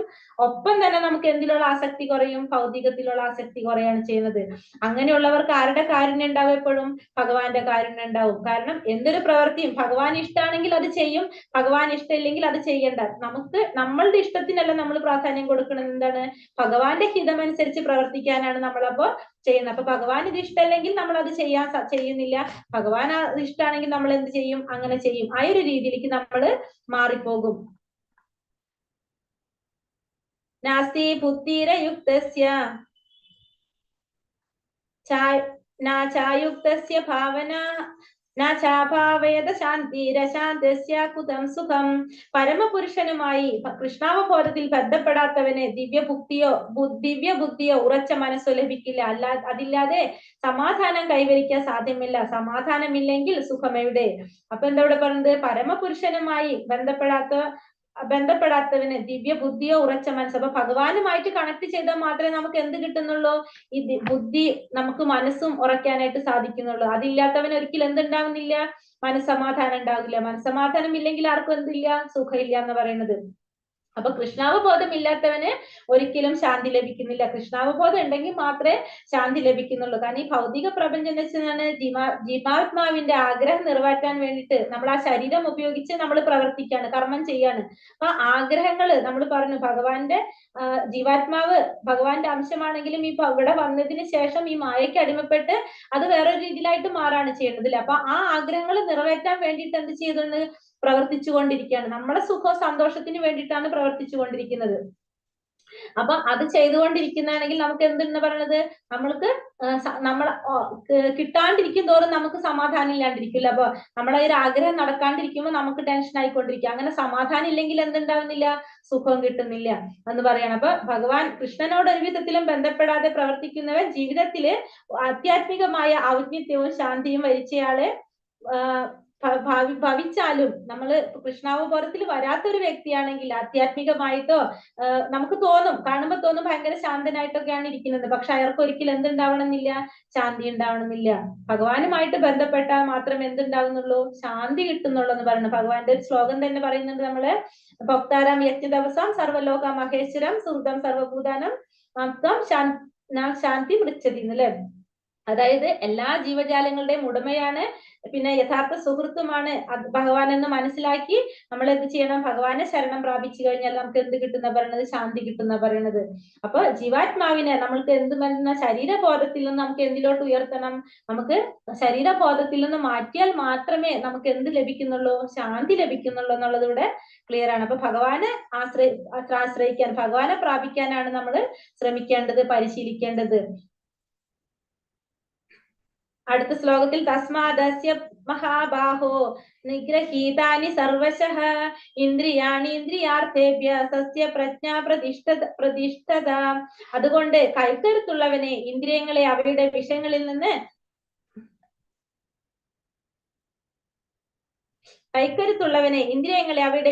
നിന്ന് പിന്മാറാൻ കഴിവുള്ള ആളാണ് സ്ഥിതപ്രജ്ഞൻ. പിന്നെ അപ്പൊ സ്ഥിതപ്രജ്ഞൻ ആരാന്ന് പറയാണ്, സ്ഥിതപ്രജ്ഞൻ വെച്ചാൽ ആരാണ് പറയണത്, ഇന്ദ്രിയങ്ങളെ അവയുടെ വിഷയങ്ങളിൽ നിന്ന് പിന്മാറ്റാൻ കഴിവുള്ള ആളെയാണ് നമുക്ക് എന്ത് പറയാം, സ്ഥിതപ്രജ്ഞൻ എന്ന് പറയാം. അപ്പൊ ഇന്ദ്രിയങ്ങൾ നമ്മൾ എങ്ങനെ ഉപയോഗിക്കണം, ഭഗവാന്റെ സേവനത്തിന് വേണ്ടിയിട്ടായിട്ട് ഉപയോഗിക്കണം. ഇന്ദ്രിയങ്ങളെ നമുക്ക് നമ്മളെ ഇഷ്ടത്തിന് നിയന്ത്രിക്കാനായിട്ട് സാധിക്കുന്നില്ല. അതിനെ നമ്മൾ എപ്പോഴും എന്ത് ചെയ്തുകൊണ്ടിരിക്കണം, എൻഗേജ് ചെയ്തുകൊണ്ടിരിക്കണം. നമ്മൾ എപ്പോഴും ഭഗവാന്റെ സേവനത്തിനായിട്ട് അതിനെ ഉപയോഗിക്കാനായിട്ട് ശ്രമിച്ചുകൊണ്ടിരിക്കുക. അപ്പൊ അങ്ങനെ ചെയ്തുകൊണ്ടിരുന്നു കഴിഞ്ഞാൽ നമുക്ക് എന്ത് ചെയ്യാൻ സാധിക്കുന്ന പറയുന്നത്, നമുക്ക് ഇന്ദ്രിയങ്ങളെ അവയുടെ വിഷയങ്ങളിൽ നിന്ന് പിന്മാറ്റാനായിട്ട് സാധിക്കും. അങ്ങനെയുള്ള വ്യക്തികളാണ് നമ്മൾ എന്ത് പറയണത്, സ്ഥിതപ്രജ്ഞൻ എന്ന് പറയുന്നത്. അപ്പൊ ഇനി അതെങ്ങനെ ചെയ്യണം എന്നുള്ളതാണ് ഇനി അടുത്ത അധ്യായത്തിലൂടെ നമുക്ക് പറയാൻ പോകുന്നത്. ഇനി അടുത്ത അധ്യായത്തിൽ ഭഗവാൻ പറയുന്നത് ആ ഇന്ദ്രിയങ്ങളെ എങ്ങനെ നിയന്ത്രിക്കാന്നുള്ളതാണ്. എങ്ങനെയാണ് അത് ചെയ്യേണ്ടതെന്നുള്ളത് അടുത്ത അധ്യായത്തിൽ പറയാണ്. ഇനി ഇന്ദ്രിയങ്ങളെ കൃഷ്ണന്റെ അതീന്ദ്രിയ സേവനത്തിൽ നിയോഗിക്കുക അഥവാ കൃഷ്ണാവബോധത്തിൽ മുഴുക വഴി മാത്രമേ ഒരാൾക്ക് ഇന്ദ്രിയ സുഖാവേശം നിയന്ത്രിക്കാൻ കഴിയൂ. ശത്രുക്കളെ ഒതുക്കുന്നത് കൂടുതൽ ശക്തി കൊണ്ടാണല്ലോ. ഇന്ദ്രിയങ്ങളെ മനുഷ്യ പ്രയത്നം കൊണ്ട് ഒതുക്കാനാവില്ല. അതിനെ ഭഗവത് സേവനത്തിൽ എപ്പോഴും ഏർപ്പെടുത്തുക മാത്രമാണ് ഉപയോഗം. അപ്പൊ ഇന്ദ്രിയങ്ങളെ നമുക്ക് എങ്ങനെ കൺട്രോൾ ചെയ്യാൻ സാധിക്കുള്ളൂ, ഭഗവാന്റെ സേവനത്തിൽ ഏർപ്പെടുത്തിക്കൊണ്ട് മാത്രമേ ഇന്ദ്രിയങ്ങളെ കൺട്രോൾ ചെയ്യാനായിട്ട് നമുക്ക് സാധിക്കുള്ളൂ എന്നുള്ളതാണ് പറയുന്നത്. കൃഷ്ണാവബോധം കൊണ്ട് വേണം സ്ഥിതപ്രജ്ഞനാകാനെന്നും വിശ്വസനായ ഒരു ആധ്യാത്മിക ഗുരുവിന്റെ മേൽനോട്ടത്തിൽ പരിശീലിക്കേണ്ടതാണ് ഈ കലയെന്നും അറിയുന്ന ഒരാൾ സാധകൻ അല്ലെങ്കിൽ മുക്തിക്ക് യോഗ്യനായവൻ എന്ന് വിളിക്കുന്നു. അപ്പൊ കൃഷ്ണാവബോധം കൊണ്ട് വേണം സ്ഥിതപ്രജ്ഞനാകാനായിട്ട്. കാരണം ഇന്ദ്രിയങ്ങളെ മുഴുവൻ നിയന്ത്രിക്കുന്ന വ്യക്തിയാണ് സ്ഥിതപ്രജ്ഞൻ. പിന്നെ വിശ്വാസനായ ഒരു ഗുരുവിന്റെ മേൽനോട്ടത്തിൽ പരിശീലിക്കേണ്ട അതാണ് ഈ കല. ഇതെങ്ങനെ നമുക്ക് സാധിക്കുക, നമുക്ക് ഒറ്റയ്ക്ക് ചെയ്യാൻ സാധിക്കുന്നതാണോ? അല്ല, നമുക്ക് അതിന് ആരുടെ ഒരു സഹായം വേണം, ഭഗവാന്റെ വിശ്വാസനായിട്ടുള്ള ഒരു ഗുരുവിന്റെ ഒരു സഹായത്തോടെ മാത്രമേ നമുക്ക് എന്ത് ചെയ്യാൻ സാധിക്കുന്നുള്ളൂ, ഇത് ചെയ്യാനായിട്ട് സാധിക്കുന്നുള്ളൂ. ഈ അറിയുന്ന ഒരാൾ സാധകൻ അല്ലെങ്കിൽ മുക്തിക്ക് യോഗ്യനാണ്. ഇത് എല്ലാം മനസ്സിലാക്കുന്ന ഒരു വ്യക്തി യോഗ്യനാണ്, മുക്തിക്ക് യോഗ്യനാണ്. അതായത് ഭഗവാനിലേക്ക് എത്തേണ്ടത് എങ്ങനെയാണെന്നും ഭഗവാൻ എങ്ങനെയാണ് അറിയേണ്ടതെന്നും മനസ്സിലാക്കുന്ന ഒരു വ്യക്തി മുക്തിക്ക് യോഗ്യനാണെന്ന് പറയുന്നത്. അടുത്തത് ഏകാദശിയെ കുറിച്ചാണ്. അത് ഏകാദശി വരുമ്പോൾ എടുക്കട്ടെ നമുക്ക്. ഹരേ കൃഷ്ണ കൃഷ്ണ കൃഷ്ണ ഹരേ ഹരേ, ഹരേ രാമ രാമ രാമ ഹരേ ഹരേ. പഞ്ചാകൽപതരൂപേശ്ച കൃപാ സിന്ധുഭ്യവച പതിതാനാം പാവനേഭ്യോ വൈഷ്ണവേഭ്യോ നമോ നമ. അനന്തകോടി വൈഷ്ണവൃന്ദി की जय, श्रील प्रभुपाद की जय, श्रील गुरुदेव की जय, निताय गौर प्रमानंदे हरि हरि बोल. ഹരേ കൃഷ്ണ എല്ലാവർക്കും നന്ദി. ഹരേ കൃഷ്ണ മാതാജി. എന്തെങ്കിലും ചോദിക്കാനുണ്ടോ? ഇന്നത്തെ ക്ലാസ് ഒന്നും സമയമായില്ല. ഹരേ കൃഷ്ണ. ഇന്ന് എടുത്തതിൽ എന്തെങ്കിലും സംശയങ്ങളുണ്ടോ? ചോദിക്കാനായിട്ടുണ്ടോ? ഒന്നുമില്ല മാതാജി. ഹരേ കൃഷ്ണ. ക്ലോസ് ചെയ്യാം. ഹരേ കൃഷ്ണ. വച്ചാകൽപതരൂപേശ കൃപാസിന്ധോഭ്യവച പതിദാനം ഭാവന. അറ്റൻഡൻസ് എല്ലാരും ഇട്ടു എന്ന് തോന്നുന്നു, ഒന്ന് നോക്കൂ മാതാജി. കേട്ടില്ല? അറ്റൻഡൻസ് വന്നിട്ടുണ്ട്. വന്നിട്ടുണ്ട് അല്ലെ? ശരി മാതാജി. ഹരേ കൃഷ്ണ. അപ്പൊ എല്ലാവർക്കും നന്ദി. നാളെ വീണ്ടും കാണാം കേട്ടോ. ഹരേ കൃഷ്ണ. ക്ലോസ് ചെയ്യാം നമുക്ക്.